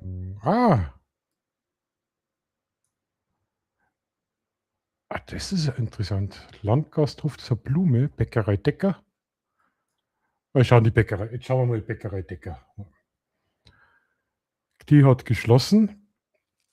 Oh, die ist sogar gut bewertet. Nicht schlecht. Die sind auch gut. Und dann hat es da die Rentch. Du wohnst ja direkt am Rhein. Ja. Und 300 Meter bin ich am Rhein. Da drüben Das natürlich ist Frankreich. Bunker. Ja, aber wieder ein Bunker, gell? Also mit die Bunker habt ihr es. Ja, verrückt. Das ist ja cool. Na, jetzt weiß ich es auch mal. Sowas fasziniert mich immer. Also das mit die Bunker ist ja krass. Ja, verrückt. Wie gesagt, ich habe noch nicht einen Bunker in Natur gesehen. Ich höre immer nur, das sind nur noch ein paar Steine. Da sieht man dann nichts mehr. Dann wird es einmal Zeit. Schau mal, da stehen schon welche Oh. rum. Du kannst bestimmt da Fotos machen davon. Da gibt es bestimmt welche, die nur. Ja, da gibt es aber schönere Fotos. Wir haben hier dort Naturschutzgebiet ohne Ende. Okay. Da kann man viel schönere Fotos machen. Was mich so interessieren wird, das wären halt die Bunker am Westfrankreich an der Küste, wo die großen Batteriestellungen nur sind. Weil ich glaube, das muss man wirklich mal in echt gesehen haben, dass er das so ein bisschen realisieren kann, wie das da eigentlich war, was das für Betonklötze waren. Das war ja irre. Da musst du nach Verdun gehen. Ja, das wird mir Dort auch gibt es richtig interessieren. große Bunkeranlage. Ja, das wäre mir interessant. So, einen Schluck trinken. Der Andi schreibt das. Der Andi kennt jetzt wieder aus. Der Andi schreibt Westwall und Siegfriedlinie. Genau. Habe ich auch in meiner Umgebung. Ja, das ist irre, gell? Das ist irre. Da. Ja gut, ich sehe es ja bei mir noch, Berghof und so weiter, Panoramastraße, Alpenstraße, das ist ja alles aus der Zeit. Da stehen ja noch große Kasernen und solche Gebäude. Und wenn man schaut, Berchtesgaden, wenn man kennt, der Bahnhof, wie groß der ist für so ein kleines Dorf, da merkt man halt schon die Bauten, was die da hingestellt haben damals, wirklich mit dem Anspruch, Macht darzustellen. Gell? Es sind da Betonklötze, die großen Fenster und die Säulen und da fahren nur Löwen und also ihre Größenwahnsinnig. Aber München, wenn man sich die Gebäude anschaut, die ja nach wie vor genutzt werden, ist ja nicht so, dass die weg sind. Ja, das ist mittlerweile ist es so, weil ich mich damit ein bisschen beschäftigt habe, weil ich durch Berchtesgaden durchfahre, sehe ich genau, das ist so ein Bau, weil die so die typische Architektur haben. Die haben das Massive, das Bullige, das Protzige, aber schlichte und dann doch so ein bisschen im Okay. Alpenstil mit Holzdach und so. Ja, das erkennst du einfach. Heute fährst vorbei oder die heutige Generation und die erkennt das gar nicht mehr. Gebäude, die heute ganz normal noch im Gebrauch sind. Gell? Ja, warum auch nicht, ne? Die sind stabil. Ja, man erkennt es halt am Bau, weißt du? Und dann die Ecken, das sind ja keine normalen Hausecken, du hast so richtig dicke Ecken. Also, irre. Oder große, hohe Fenster, einfach nur protzig und machtdarstellend. Und das bei jedem Nutzbau. So. Soll ich mal schauen, was ich noch ausgesucht habe, Andreas? Bist du fit? Ja, erzähl, zeig noch ein bisschen was. Ey, wir haben ja schon 10 nach 11. Ist ja verrückt. Also, wenn der Chat jetzt noch nicht eingeschlafen ist, was gibt es denn jetzt Leckeres? Was gibt es denn jetzt Leckeres? Ein isotonisches Getränk. Genau. Sehr schön. Das Bier gibt es dann später, gell? Nein, ich trinke fast kein Bier. Ja, ich momentan auch wenig. Wenn, dann trinke ich alkoholfrei, aber nee, das ist zu gefährlich. Andreas, du redst mit einem Bayern. Ich bin selbst der halber Bayer. Du redst mit einem Bayern. Du kannst ja nicht sagen, du trinkst alkoholfreies. Jetzt, wenn du sagst, du trinkst Radler, dann. Das ist ja kein Bier. Ja, genau. Ah, jetzt pass auf, jetzt schauen wir mal schnell. Wir könnten mal schnell schauen, ob der Hassan da ist. Das machen wir jetzt. Schauen wir, ob der Hassan da ist. Ja, Achtung.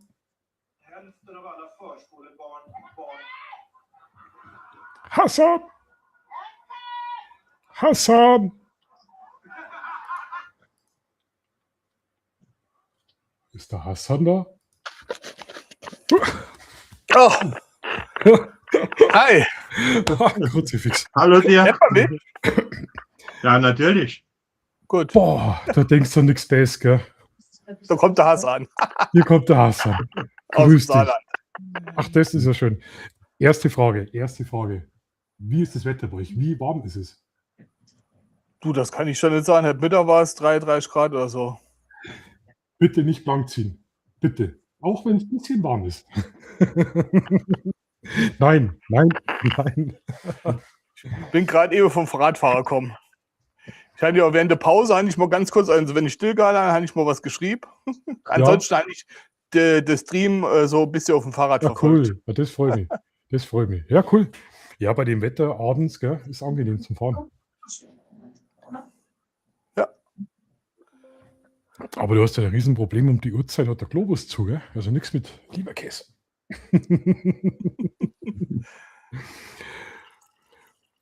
Da soll ich sowieso noch was kriegen. Wie bitte?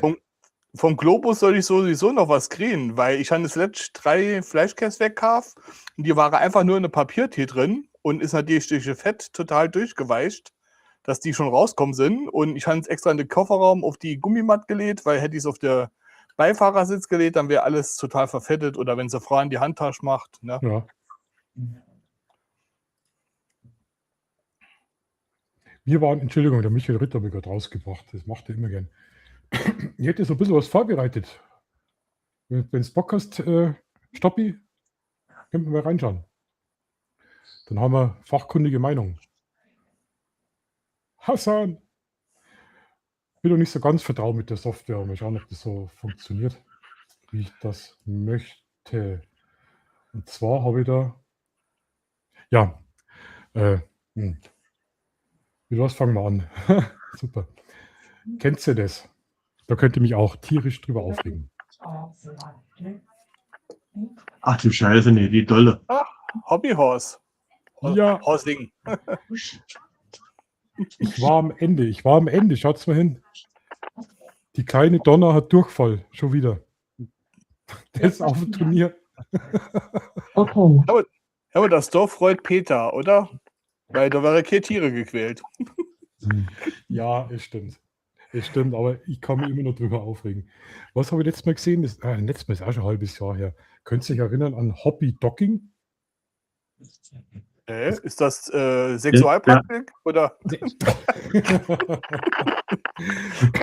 Nee, ohne Witz. Die rennen da mit der Leine rum. Ohne Hund. Ohne Hund. Warum bin ich denn jetzt so groß da, ey? Das ist ja. Ja, jetzt bist du aber voll im Bilde.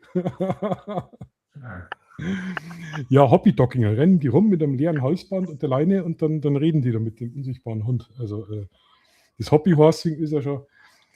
auf der einen Seite finde ich es gut, wenn junge Leute rausgehen, sich bewegen. Aber Hobby. Aber nicht unbedingt so. Ja. Der Michael Ritter schreibt, das muss ich anders. Ich hocke hier fast nackig. Da komme ich nicht mehr rein. Augenkrebs. Ja, nackig geht gar nicht. So, also Hobbyhorsing nix für euch, oder? Wirklich. Nee, nicht wirklich. Jetzt müsst stark sein. Ich finde es total witzig, dass er es gemacht hat. Heute nehme ich euch mit zu meiner Hobby-Enduro-Session und ehrlich gesagt glaube ich, dass ich heute meine Grenzen komplett überschritten habe. Ich bin ganz allein auf ein anspruchsvolles, technisch Schaut's mal, wie er rennt.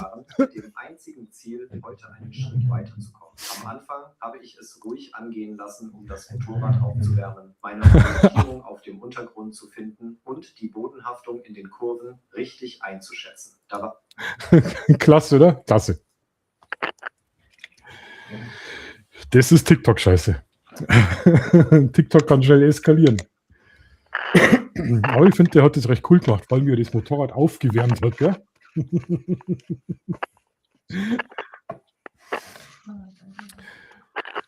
Andreas, weißt du, was wir machen? Wir machen jetzt Hobbyfotografing. Wir tun einfach nur so, dass wir eine Kamera in der Hand haben. Das mache ich immer. Echt?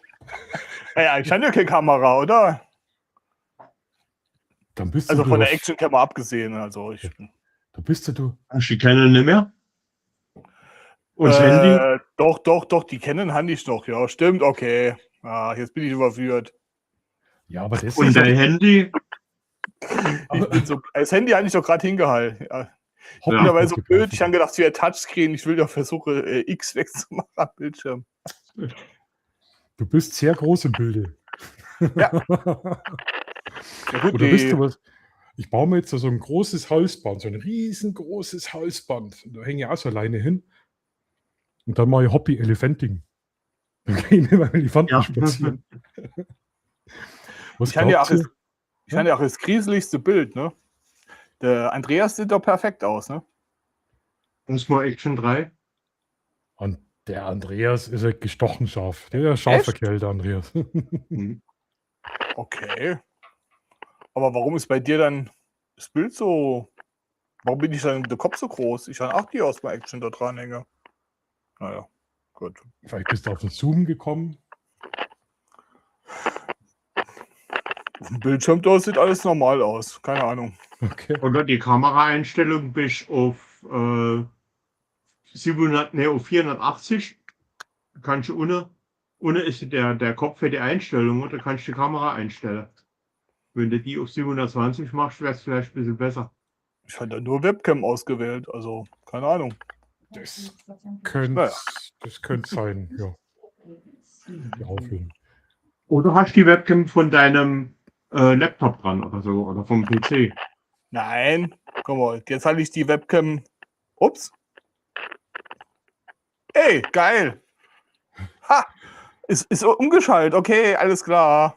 Oh, Ah, hast du jetzt haben wir gewechselt? ihn wieder Aber- in aller Aber ich habe gar Schärfe. nichts gemacht. Am Anfang war es doch auch so. Und plötzlich war es umgestellt. Hast du jetzt Obwohl ich gar nichts gewechselt? gemacht habe. Hast du jetzt gewechselt vom Nokia 3110 zum Smartphone? Nee, vom HP irgendwas, Laptop, keine Ahnung. Ja, jetzt ist ja perfekt. Jetzt ist Aber so super. war es doch am Anfang. Ach, aber ich habe gar nichts gestellt. Komisch. Ne? Ja. Sollen wir Seltsam, weiterschauen? seltsam. So- Arschkrank, sollen wir- Ja, ja, seltsam. mach weiter. Sollen wir weiterschauen? Kennt ihr so Best of Memes? Sagt euch das was? Ich habe mir gedacht, so ein bisschen leichterer Kost, nachdem wir heute schon so schwere Themen gehabt haben. Aber da habe ich euch auch was mitgebracht, wo ich mich teilweise göttlich amüsieren kann drüber. Wartet. Nein, das ist nicht. So, mal umschalten. Und zacki. Zacki, Zupf. Ich lasse mal laufen. Top 5 deutsche Memes lustig. Ist aber ein bisschen gefährlich. Auf TikTok steht oft lustig und dann ist ein richtiger Scheiß. Aber das habe ich lustig gefunden. Tonnen von Millionen ausgeben. So.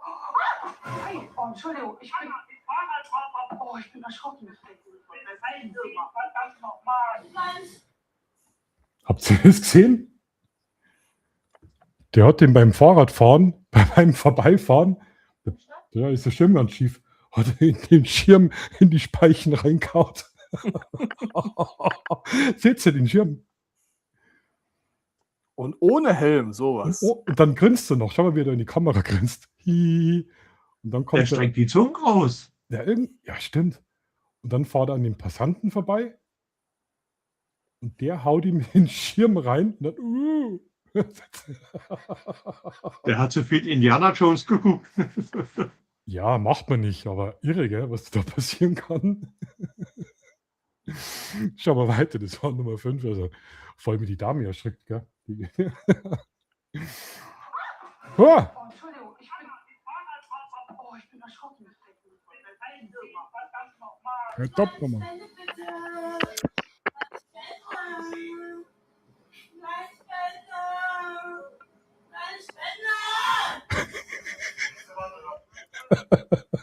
Das war doch die aus Eine Familie zum Knutschen, oder? Die Frau Flotter. Ich glaube schon. Das war meine, ja.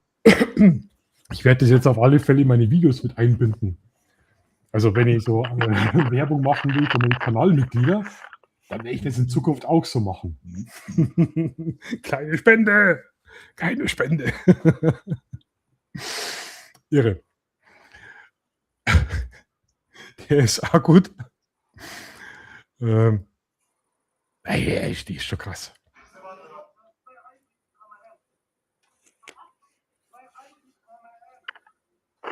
Habt ihr den Ton verstanden, was der sagt? 2 Eis mit Sahne, kann das sein? 2 Eis mit Kamarell. Der will 2 Eis mit Kamarell. Hm.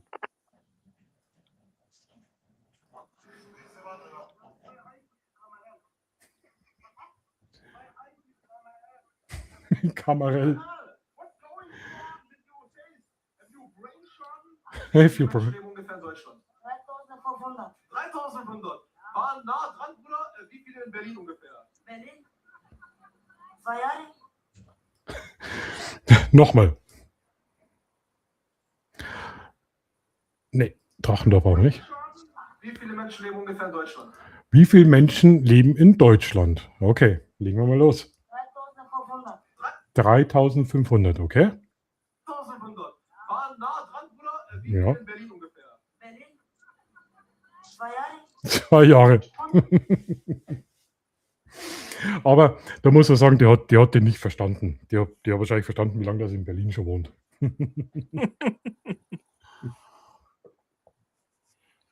Ich sage, es sind nicht immer alle Memes witzig, aber manchmal sind schon welche dabei, wo man sagt, oh mein Gott, das kann nicht wahr sein. Genauso wie hier. Der Michael Ritter.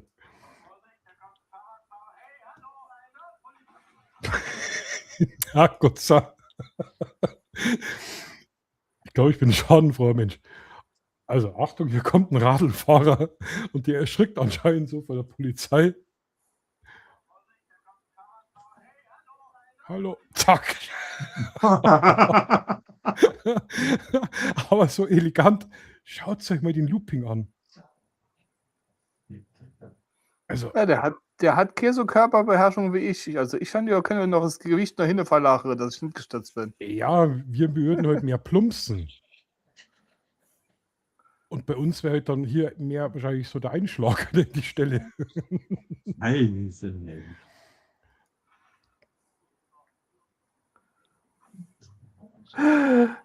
Ah. Das tut weh. Kein Schmerz zeigen, aber es ist, glaube ich, ein bisschen leise, aber wie der cool bleibt. Der sagt dann wirklich bloß, kannst du die Tür aufmachen. Ich habe mir, glaube ich, die Finger eingezwickt. Vielleicht eine dicke Gummidichtung, ne? Man weiß nicht. Ja, ich glaube, ich würde aber doch trotzdem schreien. Aua. Ja, stark. Das muss Polizei aus Bayern sein, oder? Oder ziemlich alt, ne? Weil die Bayern, die hatte doch noch als letztes die grüne Uniform. Wir waren auch nicht von den letzten, ja, stimmt. Ja. Also meine Uniform bei der Justiz war genauso. Das war Khaki-Farben, dann grün und das khaki-farbene, also das schilffarbene Hemd. Deshalb, da haben die im Norden angefangen. Stimmt, hast du recht.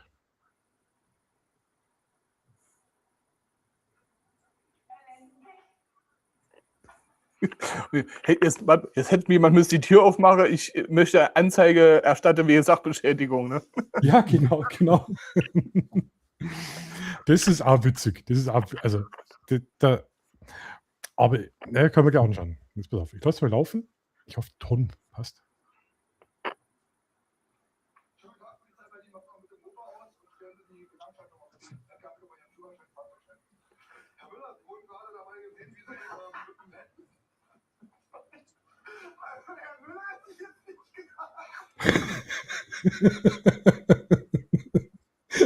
Der war doch gut, oder? Ich kann nur den Schluss, Herr Müller hätte ich jetzt nicht gesagt, oder was verstanden? Ja, genau. Also, Also, ist für mich zu leise oder irgendwas. Also.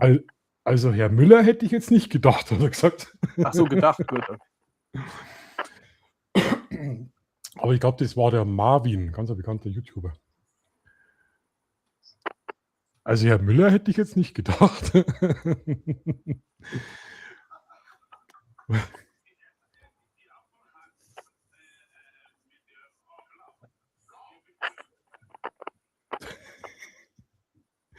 Also die Ampel war blau. Ist das Österreich oder? Das ist Österreich. Das, ja, Na gut, das ist dort Österreich. gibt es, glaube ich, blaue Ampel, oder? Ja, da gibt es keine blauen Ampel.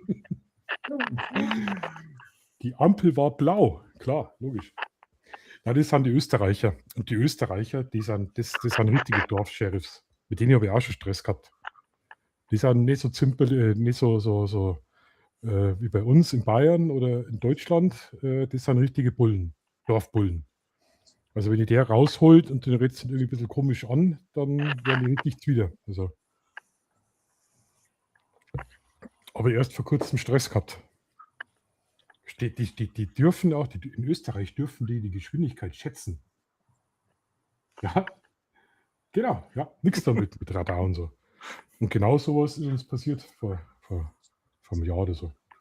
Hat uns rausgeholt, hinter der Hecke. Die stehen hinter Ortsschildern richtig auf der Lauer, das sind richtige, ja, und dann große Klappe und so, gell? Dann ist der Helm jetzt wieder geworden.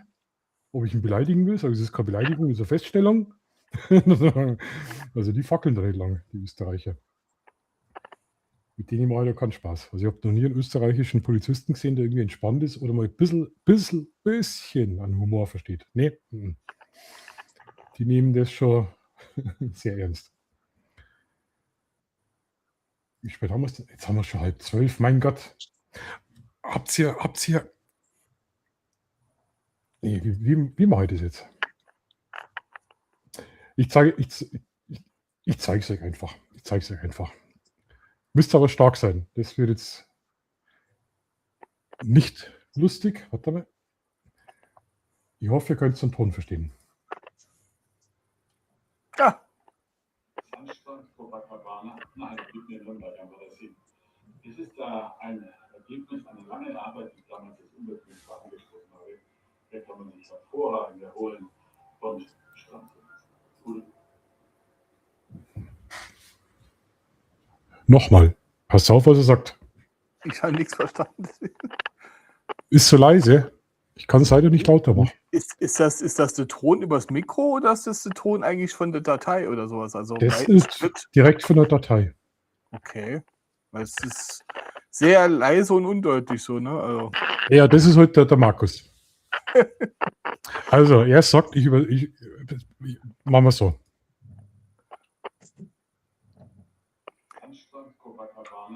Sandstrand Copacabana. Mitten in Nürnberg. Ein See, das soll der See sein. Das ist das Ergebnis einer langen Arbeit, die er als Umweltminister angestrebt hat. Hier kann man sich hervorragend erholen. Sind dahinter das die Gänse, die wo irgendwie alles zukacke, oder? Genau an das habe ich auch gedacht. Ah, okay. Genau an das Dirk habe ich auch gedacht. Aber jetzt lasst ihr das auf der Zunge zergehen. sage, ich kann halt bloß so schreien. Als Umweltminister hat er, das ist das Ergebnis seiner Arbeit. Das ist irgend so ein Drecksding mitten in Nürnberg. Schaut aus, 0815 Bäume da hinten, Stadt, Sand hingeschüttet. Schaut aus wie ein totes Abwasser, Bragteich oder keine Ahnung, oder? Dann Sand hingeschüttet und da ist eine Betonmauer. Da kann man sich super entspannen. Das Einzige, was Ja. hat, sind Gänse, was da hinscheißen. Und da stellt sich der hin und ist noch stolz drauf, was er als Umweltminister geleistet hat. Ach so, deswegen ist wahrscheinlich auch keiner an dem Strand, weil es alles abgesperrt dann, ne? Weil ihr da Oder steht. verseucht, aber schaut euch das an. Also, na.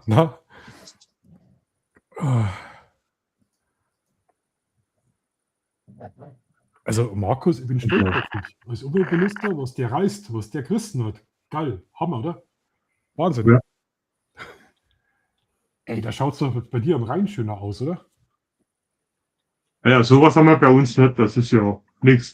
Und da stellt sie da hin, einen Sandstrand und hinten war so kacken die Gänse, die was die Liegefläche voll scheißen, aber da haben wir die Jäger, die haben wir schon, die da vorbeifahren. Und dann stellt sie da hin und sagt, meine Arbeit, was ich geleistet habe. Und da ist keine Sau. Hinten läuft eine Person.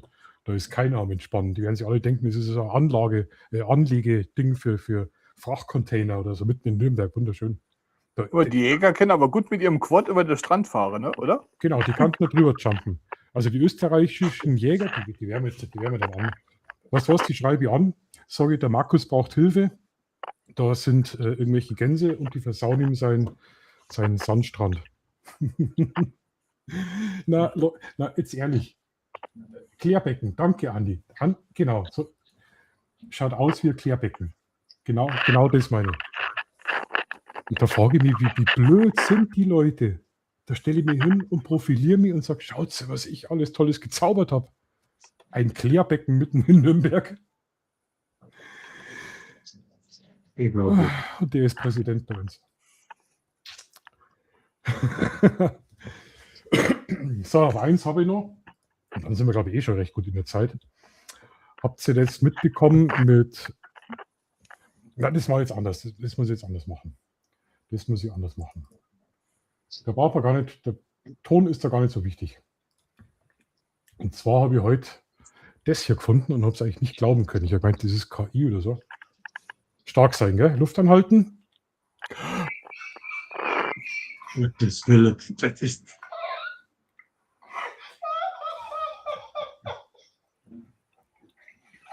Was ist denn das? T-Online. Schlagzeile. Von Ist T-Online. Ist das die Frau Merz? Die kommt doch aus dem Saarland. Oh Gott. Charlotte Merz. Ich kann es nicht lesen. Ich kann es nicht lesen. Poppy, es geht nicht. Oh, Charlotte Merz Also für Wird mich beim sieht das so ein NATO bisschen aus wie ein Kerl, oder? wird beim NATO-Gipfel zum Blickfang. Ich hab echt gedacht, Das ist doch eine Pupo, die dahingestellt hat. Ist doch nicht echt, oder? Ich habe gedacht, das ist KI. Da ist aber die online. Und dann habe ich gedacht, hey, Ach, die schau mal, ob die wirklich so ausschaut. Die schaut wirklich so aus. Ah, der Fotograf gehört erschossen. Wie kann man dann einen Mensch so fotografieren? Also wir sind jetzt auch keine Prinzen, nicht. Definitiv nicht. Aber die haben doch Public Relation, die haben doch Berater, die haben doch Styling, die kriegen doch 10.000 Euro für einen Friseur und so weiter. Oder Nee, das macht nur die Baerbock.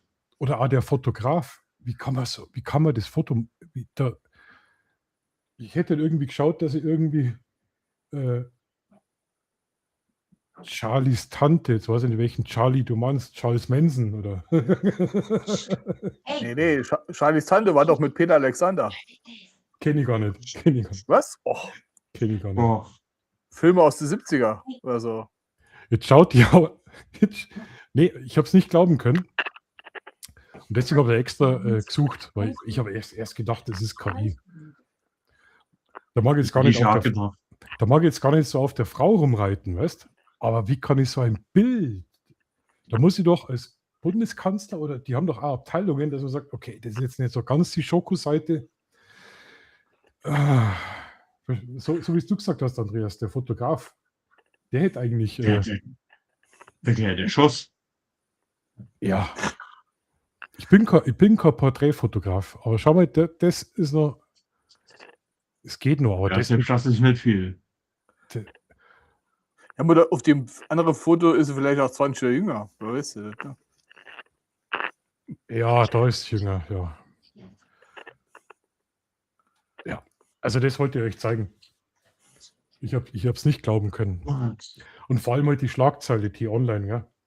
Charlotte Merz wird bei. Die wird, wie sie so aussieht, da wird sie höchstens zum Kugelfang. Markus, du darfst nicht alles sagen, was du denkst. Aber oben steht doch schon Augenkrebs, ne? Im Chat von Michael Ritter. Ja. Das könnt ihr jetzt nicht mehr schreiben. Charlotte Schrecklich. Merz wird beim NATO-Gipfel zum Blickfang. Wahnsinn. Wahnsinn. Ja, aber Social Medias wären keine Social Medias, wenn die das nicht ausnutzen würden, ja. Die sieht besser aus. Mimi. Mimi.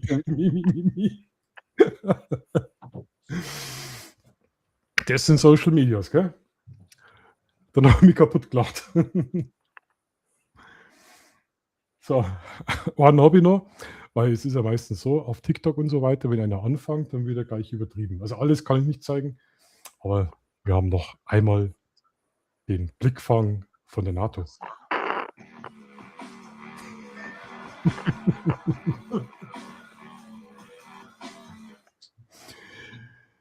Ja, einfach mal die Frisur getauscht.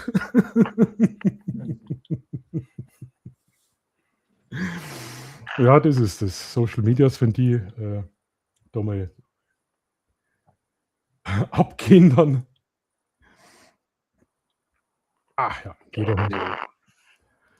So, das war es eigentlich schon. Also für euch habe ich wirklich einen halben Tag mir die Scheiße gegeben und mal ein paar Sachen rauskopiert.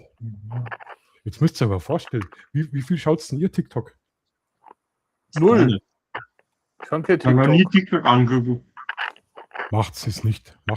Es ist die Resterampe. Wirklich, wirklich. Ich habe das wirklich nur aus Spaß heute mal gemacht und habe geschaut, was geht auf TikTok so ab für einen Stream und Ich habe gar keine Zeit dafür. da Ich bin der gibt's aber, ganz am Thema suche. oh, ja klar, ja, logisch. Das ist logisch. Jetzt muss man sich ja vorstellen, die Kinder hocken da stundenlang, nicht bloß die Kinder, die hocken da stundenlang davor, gell, schauen die TikTok-Scheiße. Das ist, da muss doch dumm werden in der Birne. Also, warte mal. Moment. Au. Mir hat ja schon sich was Instagram überlegt. gereicht, deswegen nutze ich das ja kaum noch. Ne? Weil du hängst ja nur da rum. Ja, oder früher. Instagram. Warte mal. Dunkler. TikTok.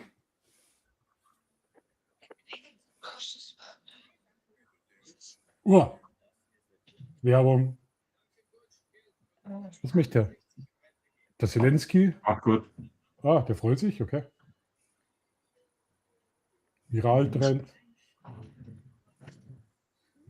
Oh, der Markus. Oh. So, und das schauen die Leute den ganzen Tag. Was ist das da? Ah, der Chiemsee. Chiemsee-Videos sind momentan ganz aktuell, ganz aktuell. Am besten dann Aber wieder wenn du weiter erwischt du vielleicht ein Video von Murat Vlogt. Das kennt ihr erst. von Murat. Ja, der postet auch viel. Genau, dann hockst du den ganzen Tag da und schaust dir eben so eine Scheiße an. Irre. Also, wie gesagt, ich mache jetzt eine Woche Pause von Social Media. Nach dem Tag heute, das war einfach zu viel.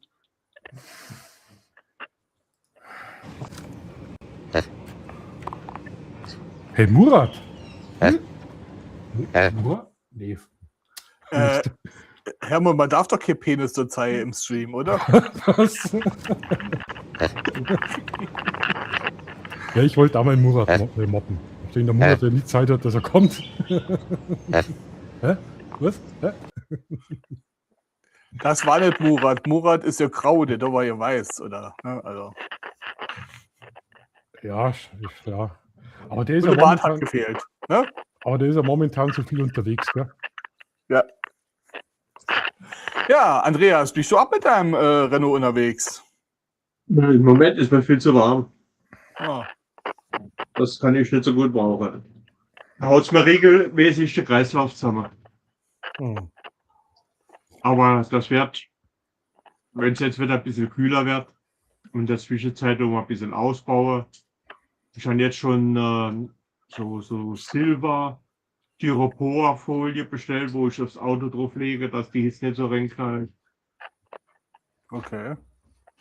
Und jetzt brauche ich noch ein paar andere Wasserkanister. Und dann noch ein Klimaanlage. Wenn ihr mir Weil- 2 versprecht, dass ihr euch nicht nackig macht, dann würde man schnell einen Kaffee machen. Dann macht der Kaffee schnell. Senseo. Du kommst immer wieder angezogen. Ja, jetzt wird wieder gemeckert, weil mein Kaffeeautomat so laut ist. Ja, also nicht nackig machen. Schau. Ja, im Moment die Temperatur ist nämlich schön. Ne? Nee. Also ich muss auch sagen, ich schreibe jetzt wirklich jeden Tag oder fast jeden Tag das Wetter auf, damit ich mal Erinnerung habe, weil ja immer so, ach, man erinnert sich ja falsch, ne? Also ich glaube, der letzte Rennen war vor 2 Wochen.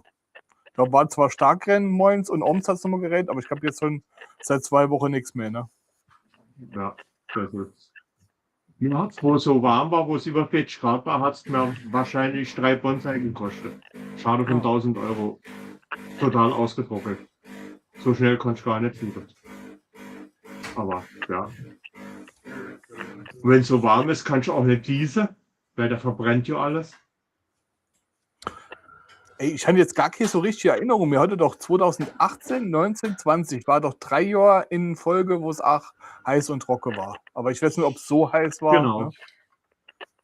Kennt ihr das auch? Nicht Jetzt mal, ganz wenn's so ja- heiß, aber länger.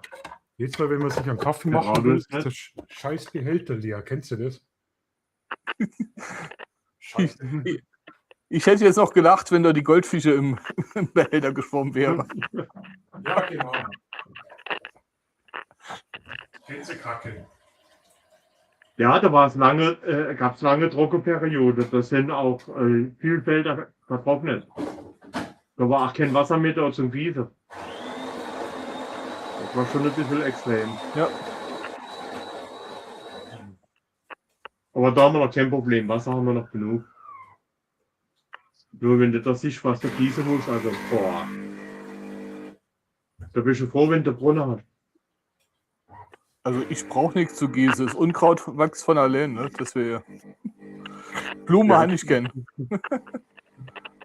Dann geht das, ja.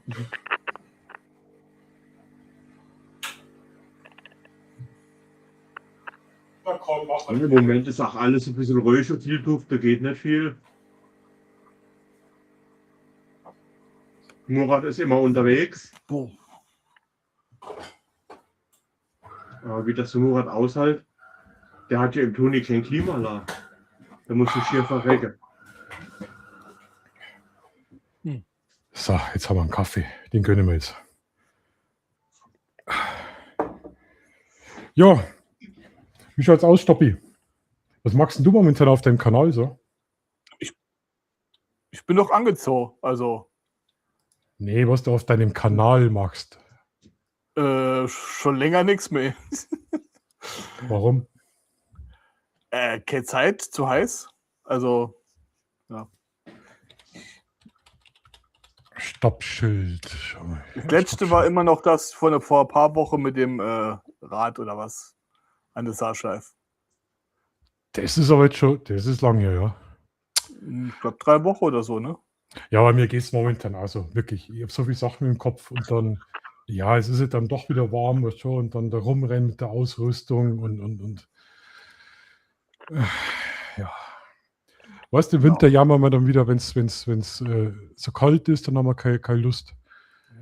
Also wenn du beim Stoppi auf dem Kanal vorbeischauen wolltest, der macht da richtig, richtig doofe Videos immer. Das ist... Was? Oh, Beleidigung! Meine Tochter hat halt mal die KI befragt, wer ist Stoppschild TV? Oh, Ja. das ist spannend. Und, was hat die KI gesagt? Oh, dass ich aus dem Saarland bin und meine Kinder nicht öffentlich zeige und so und die Namen von den Echt? Kindern wären nicht bekannt und so, ne? Okay. Ja. Humorvolle Videos oder was ist, glaube ich, bei mir als.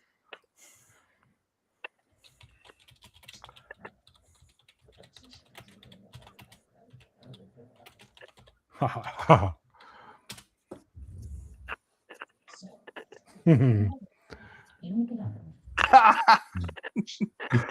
Was? Ich habe ja auch Google befragt, nicht ChatGPT, hallo? Achso, Gemini. Nee, Google, einfach Google. Und dann KI-Antwort oder sowas oder KI-Modus. Achso, ja. Okay.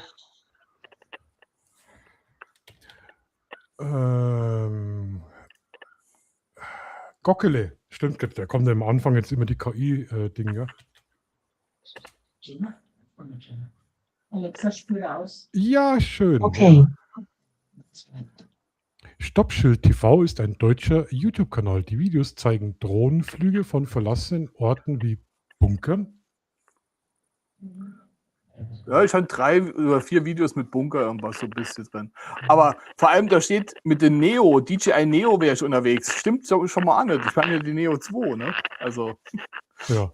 man darf, so KI-Antworten darf man nicht glauben. Begleitet werden die Aufnahmen oft von chaotischen Radtouren, ja, das stimmt. Und spannenden Abenteuern, vor allem abseits der Wege, ja, stimmt auch. Das ist ja cool. Ey, verrückt, oder? Ha? Soll man meinen Namen eingeben? Nee. Soll ich mal machen? Mach doch. Oh Gott. Oh, ich traue mich nicht. Aber wie gesagt, ich gebe mal, formuliere es als Frage und guck mal KI-Modus oder sowas, ne? Wer ist bei den Sky Pixels oder sowas, ne? Ja. Und auf KI-Modus gehen, ne? Okay. Das habe ich noch nie gemacht.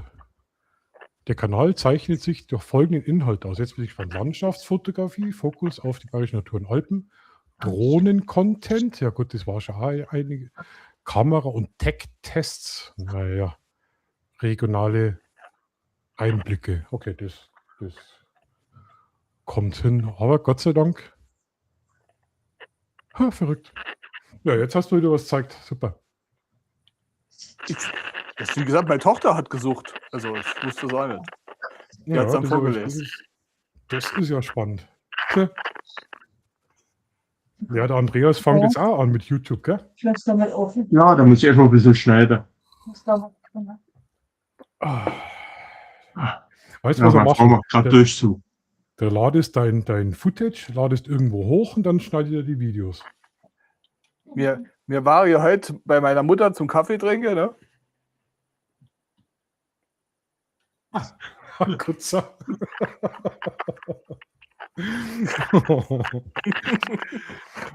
Also ich habe festgestellt, Mütter sind nicht so begeistert von den Möglichkeiten der KI. Habe ich schon feststellen müssen. Also meine Mutter findet es nicht so toll, wenn ich ein Foto schicke von einem Hängebauchschwein draußen auf der Terrasse und sagt, das ist mein neues Haustier.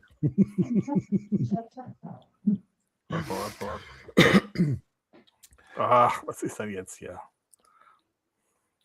Jetzt fällt mir aber gerade noch was ein. Jetzt haben wir eh nur 10 Minuten, aber das schaffen wir noch. Ich habe da nur 2 Sachen, was ich noch loswerden wollen würde. Und zwar, Schatz, ne? Das wird mir jetzt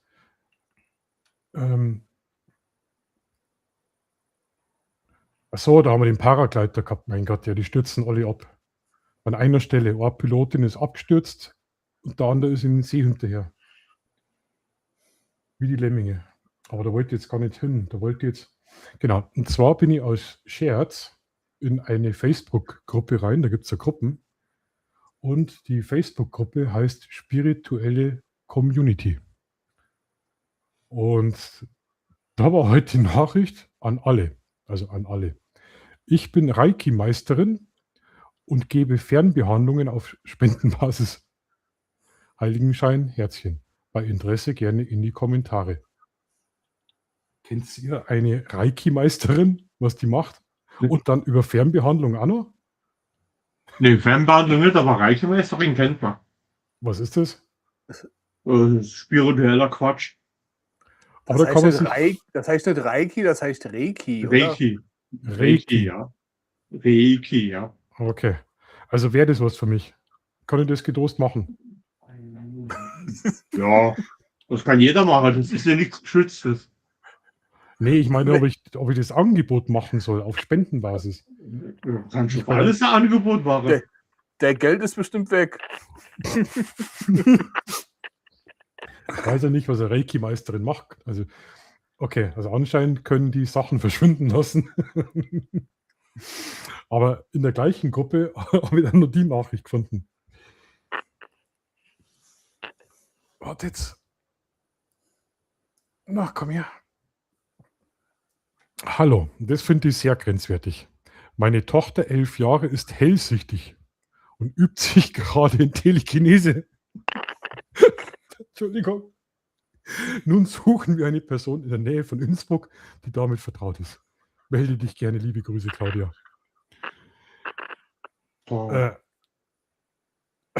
Man muss fest dran glauben. Ja, ich finde das jetzt mal grenzwertig, wenn ich eine Tochter hätte mit 11 Jahren, die würde sich wahrscheinlich nicht mit solchen Sachen beschäftigen und auch nicht dürfen, ganz ehrlich. Und die kann Telekinese. Stellt euch das vor, ein 11-jähriges Kind, was Telekinese kann. Telekinese ist doch so.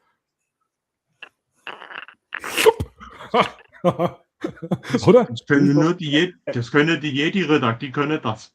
Jedi, Ja, aber Jedis. Markus, Ja. Markus, an was erkennt man eine bayerische Kuh? Oder? Okay. Da fällt der Gamsbart. Ach nee. Der Stoppi macht wieder Blödsinn.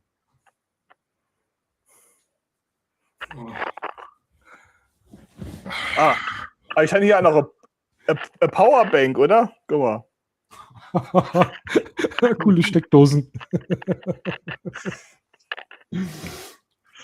Ja, das wollte ich eigentlich noch sagen, weil das hat mich auch so aus der Fassung heute gebracht. Wie gesagt, ich habe den ganzen Scheiß heute zusammengesucht. Meine Tochter, 11 Jahre, ist hellsichtig. Stoppi, du hast auch hellsichtig. Hellsichtig. Die kann ja auch noch hell sehen. Die kann noch hell sehen mit 11. Na, kann das nicht. Wahnsinn. Die wird irgendwann 12, das weiß sie jetzt schon. Ja. Hör mal, im Wahrscheinlich. Dunkeln kann man auch nichts sehen, deswegen ist er hellsichtig. Ja, aber stell dir vor, Chat, die Leute, die was aus der Dose anschauen, stellt euch vor, viele haben ja Kinder. Und dein Kind kann Telekinese. Weißt du, was da los ist? Da ist der Süßigkeiten-Schrank, der ist leer. Oh ja, ja. Klingt zwar ein bisschen lustig und kann sich darüber lustig machen, aber ich finde das ein bisschen kritisch, gell, mit 11 Jahren. Kann nicht oft sein, dass Kinder da in irgendwelche Sachen Ja, reinrutschen. das wird ja aber auch nicht ernst meinen. Doch. Das ist voll. Doch. Das ist todernst. So dumm kann doch keiner sein. Doch. Genau, das wollte ich eigentlich noch zeigen. Ansonsten sind wir jetzt wirklich mit allem durch, gell? Achso, ja, da hat der Radler nur mit dem Gesicht gebremst in Österreich. Wie gesagt, Österreich ist momentan, keine Ahnung, liegt wahrscheinlich am Grundwasser. Der Stoppi macht schon wieder KI, ja? Der macht schon wieder KI. Nee, ich suche was. Achso, hier. Wissen Sie, ob man es erkennen kann? Warte mal, vielleicht kann ich dich eigentlich auch groß machen? Ja, aber ich weiß nicht, ob man es erkennen kann. Das ist, wo ich die Fleischkäse beim Globus-Car-Fahren, wie gesagt, total durchgeweicht. Ne? Also nur 12 Minuten. Oh, okay. Aber das sind doch Papiertüten, oder? Ja, nur Papier. Früher ist das extra in so beschichtete Tüte, also Papier eingewickelt worden und dann in die Papiertüte und jetzt einfach nur in die Papiertüte drin. Okay. Und die ist ja hauchdünn, ne? Ah, okay, und das bei dem Wetter. Und Dann hast du Fett, die ganze- Fett kennt keine Bremse, ne? Also, Dann hast du den Ja. ganzen Fettsaft heraus und an die Hände und am Lenkrad und keine Ahnung. Na, aber das Personal soll geschult werden und ich soll eine Kleinigkeit als Entschädigung kriegen. Mal gucken. ich habe jetzt Probleme gehabt mit dem Netto. Ich gehe ja ganz gern zum Netto. Da gibt es so eine App, wo man so gratis Sachen kriegt. Oder Rabatte. Ja, ganz fleißig wieder mit der App. Ach so, die Tasche von der Nationalmannschaft, von der Frau, oder was? Ja, ja. Wenn jemand. Nee, will keiner. Und ja, da gibt es halt immer so Gratis-Angebote auch. Und jedes Mal, wenn ich da hinfahre, und das ist mir jetzt schon öfters passiert, ist entweder das Angebot nicht da, weil sie es nicht dementsprechend geliefert haben, oder die Verkäufer wissen nichts davon. Die laufen planlos durch die Gegend. Und mir hat das dann jetzt irgendwann gereicht. Mir hat das wirklich dann irgendwann gereicht. Und ich bin jetzt jeder einer, der sich laufend beschwert, was. Aber ich bin mir verarscht vorkommen, weil es ist ja eine Kaufentscheidung. Du sagst, da gibt es eine Cola umsonst, da fahre ich zum Netto. Weil an dem Tag ist das Cola komplett ausverkauft, alles leer. Und dann habe ich da eine E-Mail geschrieben, bis du da die Adresse mal rauskriegst. Die wollen keinen Kontakt, wirklich. Dann habe ich die Kundenhotline angerufen, war da ewig, da wollte er ein Video machen, habe ich sogar aufgenommen, in der Warteschleife. Und Video mit Überlänge. ja, wirklich, ja, schrecklich, schrecklich. Aber die Hotline, die war wirklich total in Ordnung und ich habe gesagt, die Mitarbeiter können nichts dafür. Es ist bloß ein Riesenproblem, wenn die Mitarbeiter nichts wissen, wenn sie da Angebote macht. Das ist natürlich scheiße, gell?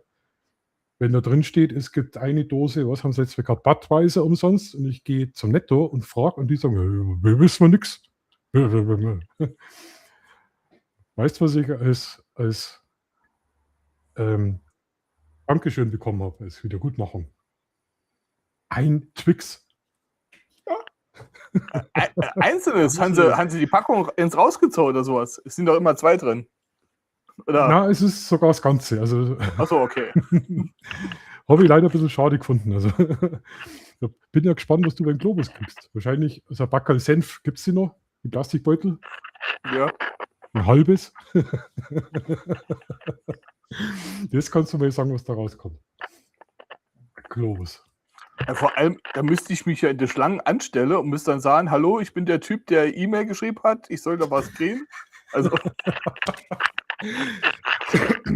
Ich war, genau, hallo, ich bin der Typ, der sich beschwert hat über euch.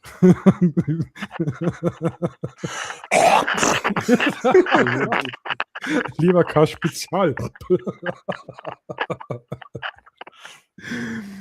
Ja, warten Sie kurz, der Metzger schüttelt den Leberkäse noch zusammen. Hinten. Nee. Alter, da war doch irgendwo mal so ein Film, eine Komödie, ich weiß nicht was, wo sich jemand beschwert hat über sein Essen, ne?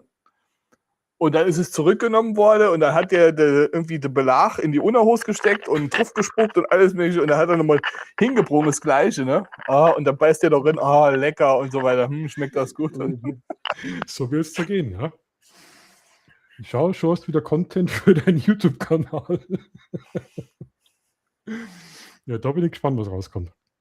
Die haben bei uns beim Globus, also in Mühldorf läuft das noch ganz normal, aber in Freilassing, das ist ein Riesenglobus, irre, was das für ein Kasten ist.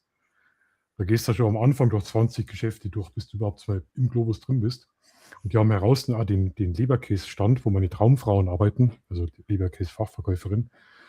Du zahlst gar nicht mehr mit Geld. So.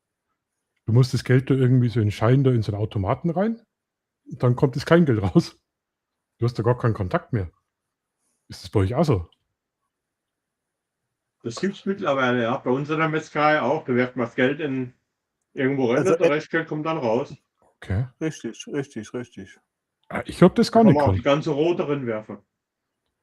Ich habe erst gedacht, was spinnst du denn jetzt? Wie soll ich da mein Geld da reinwerfen? Ich habe das nicht checkt. Habe ich noch nie gesehen. Ja, ich finde es in Ordnung, weil das Geld mit den ganzen Bakterien und wer das schon alles in der Hand gehabt hat und dann schnappt es schnell ein Semi oder so, finde ich schon in Ordnung. Aber ich habe das nicht kennt. Ich war da irgendwie komplett entsetzt. Gell? Da bringt man auch das ganze Kleingeld unter. Mache immer das Kleingeld in Büchse rein, weil die Geldbeutel zu schwer wird mit der ganzen Rote. Haben wir gerade reinwerfen, die Zähle dir was raus. Bringt dich auf die Bank, musst zahlen. Beim Globus oder was? Ja. Da Du kann kannst- das ganze Geld drin werfen. Du kriegst, glaube ich, einen Gutschein, ne? Wo dann ab 10 Euro Münzgeld kriegst du, glaube ich, einen Gutschein, ne? Ne, wenn du bezahlst an der Kasse, kannst du an der Kasse bezahlen und der hast eine Handvoll Ach so. Rote drin. Okay, das weiß ich jetzt nicht, aber. Zum Verständnis. Ich habe da so eine große Schublade mit Kleingeld. Uah! Hakutza.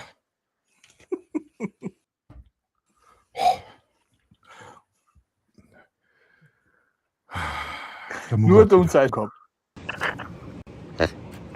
Nein. Ich könnte jetzt mit dem ganzen Kleingeld zum Globus gehen und könnte es in Leberkäse investieren, indem er das Kleingeld alles da rein schüttet in das. Genau. Wolltest du mir das jetzt wirklich erzählen? Hm? Nein. Doch. Ja, wie geil ist das? Weißt du, wo ich morgen bin? Na, morgen ist Sonntag, scheiße. Ich investiere am Montag mein ganzes Kleingeld in Leberkäse. Das ist ja cool. Ist natürlich geil, wenn du in der kaufst und dann kriegst du das Ganze als Münzgeld alles zurück, so, ne? 19 Euro in Kleingeld oder sowas, ne? Ah, so in Las Vegas. Ding, gewonnen. Dong, dong, dong, dong.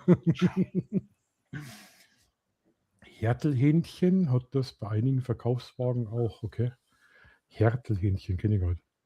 Außerdem hast du das Händel. Oder Kickerl. Ja, Andi, ja, ich finde das eigentlich gar nicht schlecht. Ich finde das, aber ich bin nicht da so ein bisschen, also, wisst ihr, wo ich erschrocken bin? Das möchte ich nur kurz ansprechen mit dem kontaktlosen Bezahlen. Wir waren in Altötting, ganz ein bekannter bayerischer Wallfahrtsort, kennst du vielleicht. Und wenn du in eine katholische Kirche reingehst, hast du da einen Opferstock. Das ist ein uralter Stock aus dem Mittelalter, aus Holz, schwere Schlösser. Und da kannst du deine Münzen oder Geldscheine reinwerfen als Spende. Und in Altötting haben die, ungelogen, keinen Opferstock mehr dastehen gehabt, sondern einen IC-Automaten. Da bist du hingegangen und hast mit der IC-Karte spenden können, gleich mit Dauerauftrag abbuchen. Naja, wer nicht geht mit der Zeit, geht mit der Zeit, ne? Die Kirche Ja. muss sich modernisieren. Ja, aber gleich mit Dauerauftrag und so, gell? Hast gleich monatlich, zack, Ja, zack, zack, zack. Spätestens wenn der digitale Euro kommt, ist das vorbei mit dem Opferstock. Ja, Da gibt es keine Münze mehr zum Reinwerfen. eine so Kannst du schöne ja EC-Karte reinwerfen. barocke Kirche, wirklich traumhaft. Und da steht im Eingang steht der IC-Automat.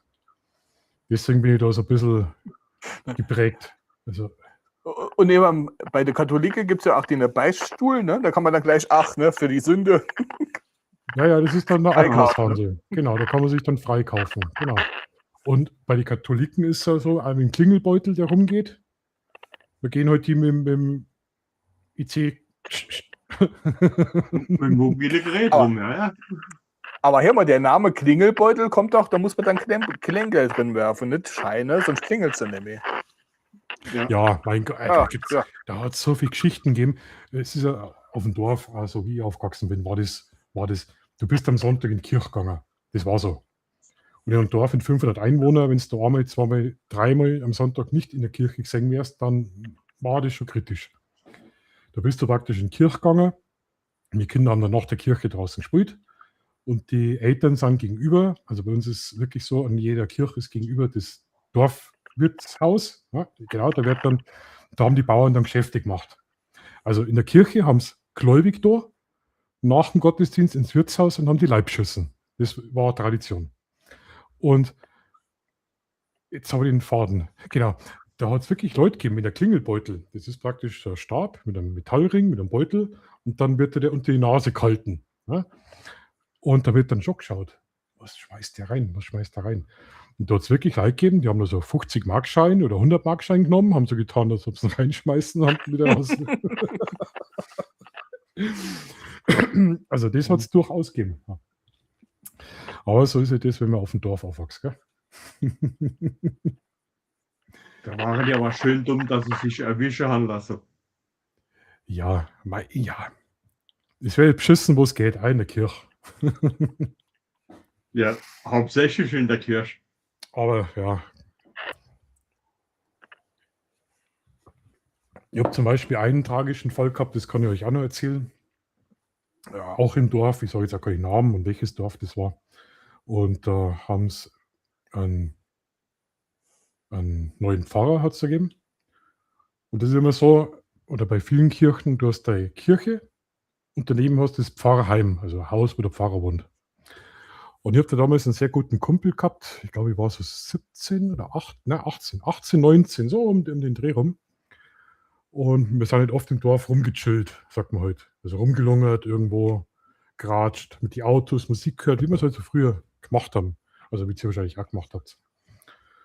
Und mein Kumpel hat dann öfters abends weg müssen. Der war Ministrant, war der. Mit 18, glaube ich, tragen die dann eine andere Uniform. Kirche hat eine ganz tolle Uniform. Keine Ahnung, Senior-Ministrant. Und der hat dann oft weg müssen, so abends um 8 Uhr oder so. Und es war halt immer irgendwie nervig, weißt, wenn der beste Freund dann irgendwie unterm Chillen abhauen muss. Und der hat dann immer zum Pfarrer müssen. Kein Witz. Und wir haben uns da irgendwie gewundert. Wir haben dann gefragt, was machst du denn da immer? Wieso musst du immer zum Pfarrer? Ja, da helfen und ein bisschen rumgedruckst. Also er hat das nie gesagt, was er da macht. Das war ja komisch, gell? Und dann ungelogen, wie gesagt, ich nenne keine Namen. Kurze Zeit drauf später haben wir uns wieder getroffen. Das war so vor der Schule, da war immer so der Treffpunkt.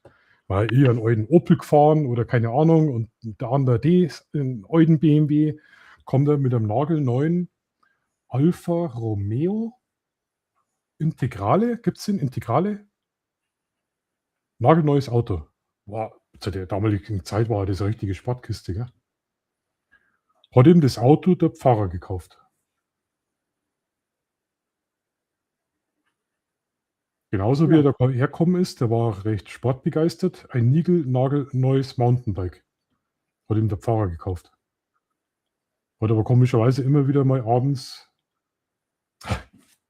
Dirk hat aber immer wieder abends verschwinden müssen. Gell? Wir haben uns damals nichts gedacht. Gell? Wir haben ja nicht gefragt. Uns ist das komisch vorkommen. Wir haben dann schon gesagt, ja, ey, Wahnsinn, Pfarrer, ey, der kauft ein neues Auto. Was, der war ja auch Azubi. So ein neues Auto hat sich der leisten können. Und das von der Kollekte, ne? Ja, heute würde man sagen, Geschmäckle gehabt.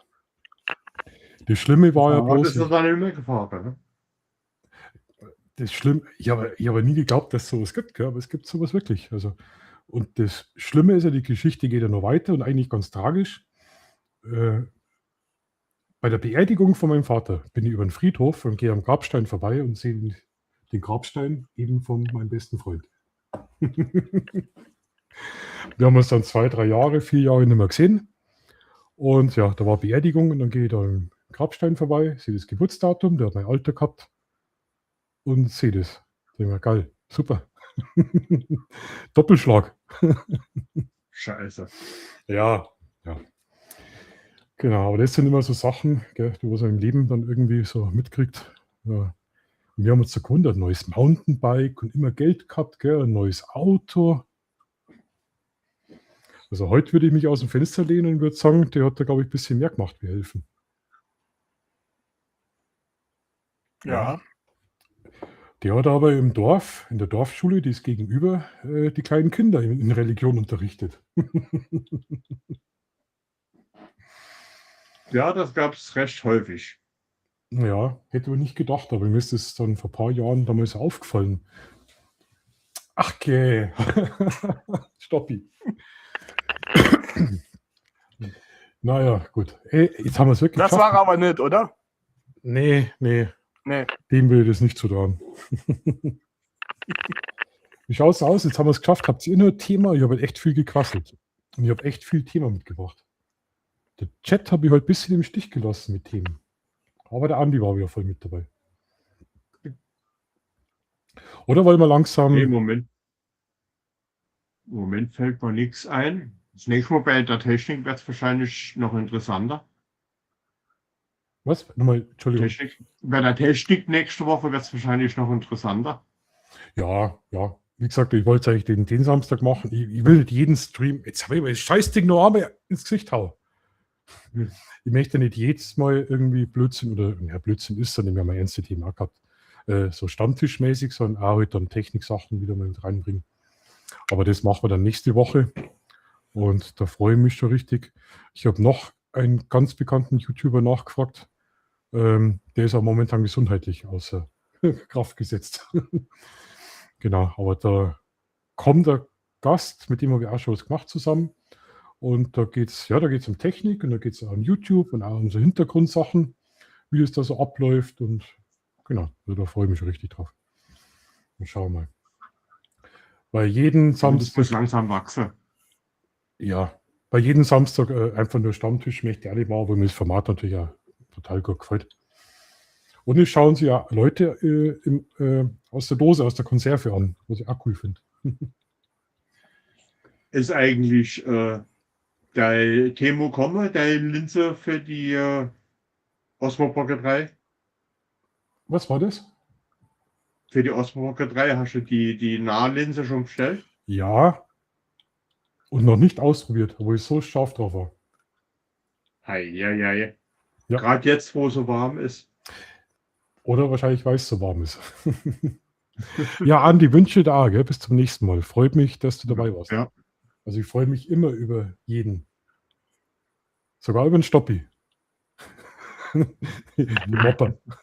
Vor allem, wenn er nicht oben ohne da sitzt, ne?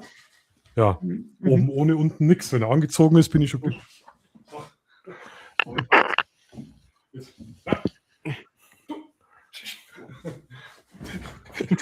Ich war ja auf TikTok, ich Depp, gell? Also auf TikTok. Nee, an Andreas sage ich das jetzt nicht. Auf TikTok gibt es den TikTok-Shop. Katastrophe. Habe ich schon viel drüber gehört, soll viel Müll verkauft werden. Was ist das? Fliegenklatsche? Ja. Ja, aber stationäre, die kann man hinstellen. Die kann man wirklich abziehen, kann man laden, ist der Akku mit dabei. Dann kann man auf den Action-Knopf drücken, dann pritzelt die, dann kann man klatschen. Aber du kannst die auch hinstellen. Ich bin gespannt, wann so das erste Mal an die rückwächst. Und da sollen die reinfliegen und dann macht es Britzen und verdampfen die. Mit so kleinen Atomwolken. Aber Dann- kühle du das Ding nicht, oder? Wie bitte? Na, kühl nicht. Kühlen. Nein. Nee. Aber bei mir ist halt so, ich habe ja schon mal gesagt, bei mir brennt da keine Straßenbeleuchtung, gar nichts. Ich bin ja praktisch da wie so ein Leuchtturm für alle Mücken im Umkreis von 500 Meter. Und ich habe das jetzt echt schon 2 Nächte gehabt, wo mir so eine scheiß Mücke wachgehalten hat. Und jetzt habe ich gedacht, jetzt mag ich nicht mehr. Wobei mir jetzt auch schon gesagt worden ist, Markus, das ist scheiße. Bei Insekten ist Vogelessen und ich töte das Essen von den Vögeln. Das ist nicht in Ordnung. Ah ja, die fressen die auch, wenn sie tot sind. Ja. Wir haben Aber- jetzt extra Mate gekauft, getrocknete Mate für die Hühner von Ich muss Schluss machen, ne? Ja, sagst einen schönen Gruß, gell? Und danke, dass du da warst. Stoppi, wir sehen uns wieder. Ja, bis zum nächsten Mal, ne? Und greif Tschüss. durch beim Globus, gell? noch ein schöner Abend oder schöner Morgen, ne? Je nachdem. danke. Ja, dir auch. Ja, Stoppi. Stoppi ist auch immer schön, wenn er kommt. Ja, Der alte du, Mopper. das ist jetzt schön eine lockere Runde und ja, man muss die Themen auch mal ein bisschen sammeln und bei der Temperatur macht man nichts Weltbewegendes. Aber wenn jetzt die Temperatur ein bisschen angenehmer wäre, kann man auch einiges machen. Ja, ich freue mich auf die Linsen schon. Ich freue mich schon drauf. Und ja, ich habe es noch nicht ausprobiert. Ich habe es wirklich noch nicht ausprobiert. Aber das Ding hat 20 Euro gekostet mit 10 Euro Rabatt für 10 Euro. Und ich habe einfach die Schnauze voll gehabt. Was zur Mücke hält dir die ganze Nacht wach. Die ganze Nacht. Und dann machst du Licht wieder an, dann suchst das Mistviech wieder. Und aber ich denke, du brauchst irgendwas Brutales. Irgendwas, wo, weißt, dass die so richtig leidet. Am besten auch nicht irgendein Ding, was die Viecher explodieren. Und dann habe ich gesehen, da gibt es ja, habe ich mich früher erinnert, die Elektro-Dinger da. Wobei wirklich Ja, die gibt es in der sagen, Metzgerei. hm? In der Metzgerei hat sie die blaue Lampe, die überall rumhängen. Ja, genau. Und dann ist ja das außer der Mode gekommen mit so Lebendfallen, mit so einem Propeller, der was die dann einsaugt. Hat gar nicht geholfen. Funktioniert nicht. Ja, und jetzt habe ich einfach keine Lust mehr gehabt. Und ganz ehrlich, wenn mir eine Mücke am Arm sticht, haue ich auch drauf und tue die da nicht. Ist ja nichts anderes. Ja, wir haben Ventilatoren, kleine Ventilatoren über dem Tisch hängen. Mhm. Wenn ich die laufen lasse, da kommt keine Mücke. Die Mücke, die bewegt die Luft nicht.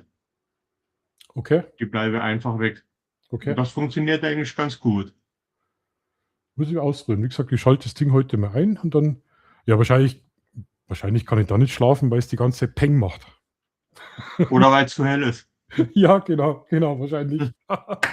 Super. Naja, was macht der Kaffee? Ja, einen Schluck haben wir noch. Ich würde sagen, dann beenden wir den Stream. Wir können da noch ein bisschen weiter ratschen, Andreas, wenn du magst.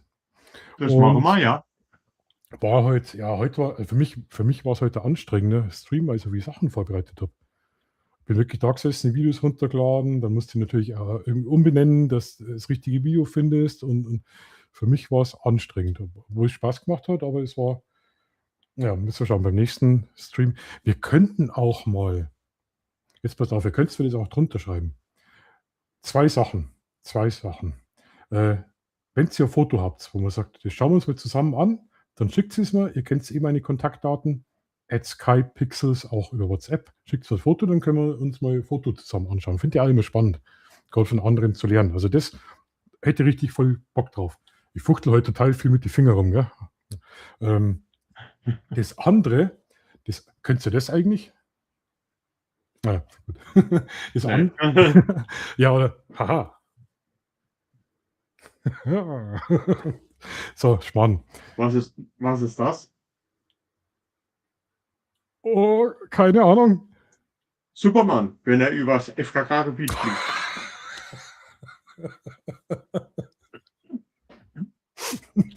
Der ist gut. Das kann ich gar nicht. Das ist Wahnsinn. Das zweite ist, wir könnten auch mal einen ganz anderen Stream machen. Und zwar geht dann raus. Ich könnte jetzt im Sommer, und da hätte ich auch richtig viel Bock drauf, zum Beispiel live vom Chiemsee, vom Hafen. Das Problem ist bloß, ich kann halt dann nicht Fotos einblenden, so, weil ich halt einen Rechner nicht da habe. Aber dann ist ja auch nicht das Foto wichtig oder irgendein Schmarrn, was ich einblende, sondern halt die Kulisse, zum Beispiel der Hafen, die Brandung der Chiemsee. Glaube ich, wäre auch so eine Idee. Also wenn ihr mal auf sowas dann Lust Geht habt, das auch mit der Software? da muss ich schauen, wie ich das macht. Das werde ich dann über die Pocket machen und über das Handy oder da gibt's Software dafür, die auch recht stabil läuft. Prism Live nennen sie das. Das wird Das gehen. habe ich aber schon gehört, ja. das wäre so ein Vorschlag, dass er sagt, okay, jetzt, wie gesagt, ich mache das jeden Samstag, aber ein bisschen Abwechslung. Könnt ihr mich dabei unterstützen? Schickt mir ein Foto oder Ideen oder irgendwelche Sachen. Ich bin für alles dankbar, weil ich mache das nicht nur, damit mir das Spaß macht, sondern ich mache das für euch, dass ihr einen Spaß dran habt.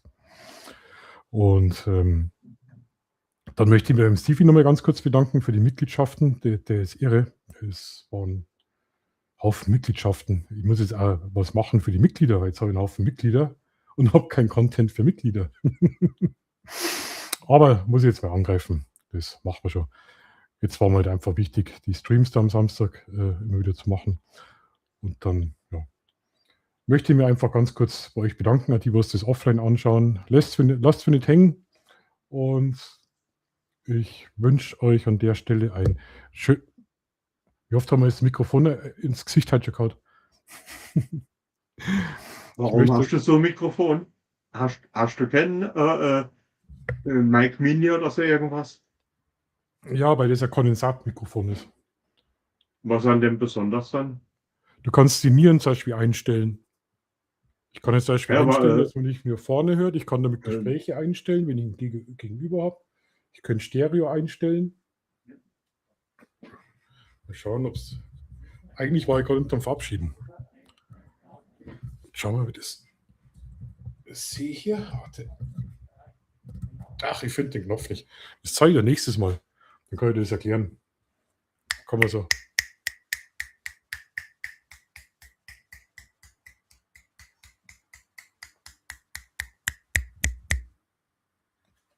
Du hast hinten praktisch still. Das ist zum Beispiel, wenn du in der Tastatur schreibst, hörst du das Geklapper nicht, weil das richtig Ah, ja. Zum Beispiel, verstehst? Da könnte jetzt da hinten irgendwas umfallen. Ich habe es aber, glaube ich, jetzt komplett eingestellt. Das kann ich das nächste Mal zeigen. Dann hast du praktisch nur nach vorne. Also ein bisschen Richtcharakteristik. Ja, genau, genau. Du hast verschiedene Einstellmöglichkeiten. Das Einzige, was mich nervt, ist das Licht. Weil es ziemlich grell ist. Aber- Ja. Naja gut, da könnte man ja was drum wickeln. Wie schaut denn das aus, wenn du was rumwickel? Ist doch Klopapierrolle drüber. egal. Zum Bleistift, ja. Na gut. Chat. Servus, pfiat euch und habe die Ehre. Und wir können noch ein bisschen weiter quatschen, wenn du magst. Dann Genau, wir quatschen noch ein bisschen da. Und dann werden wir den. Okay, wünsche euch alle gutes Nächtle, schlaft gut und lasst euch von der Hitze nicht verrückt machen, wenn sie euch trifft. Und nächsten Samstag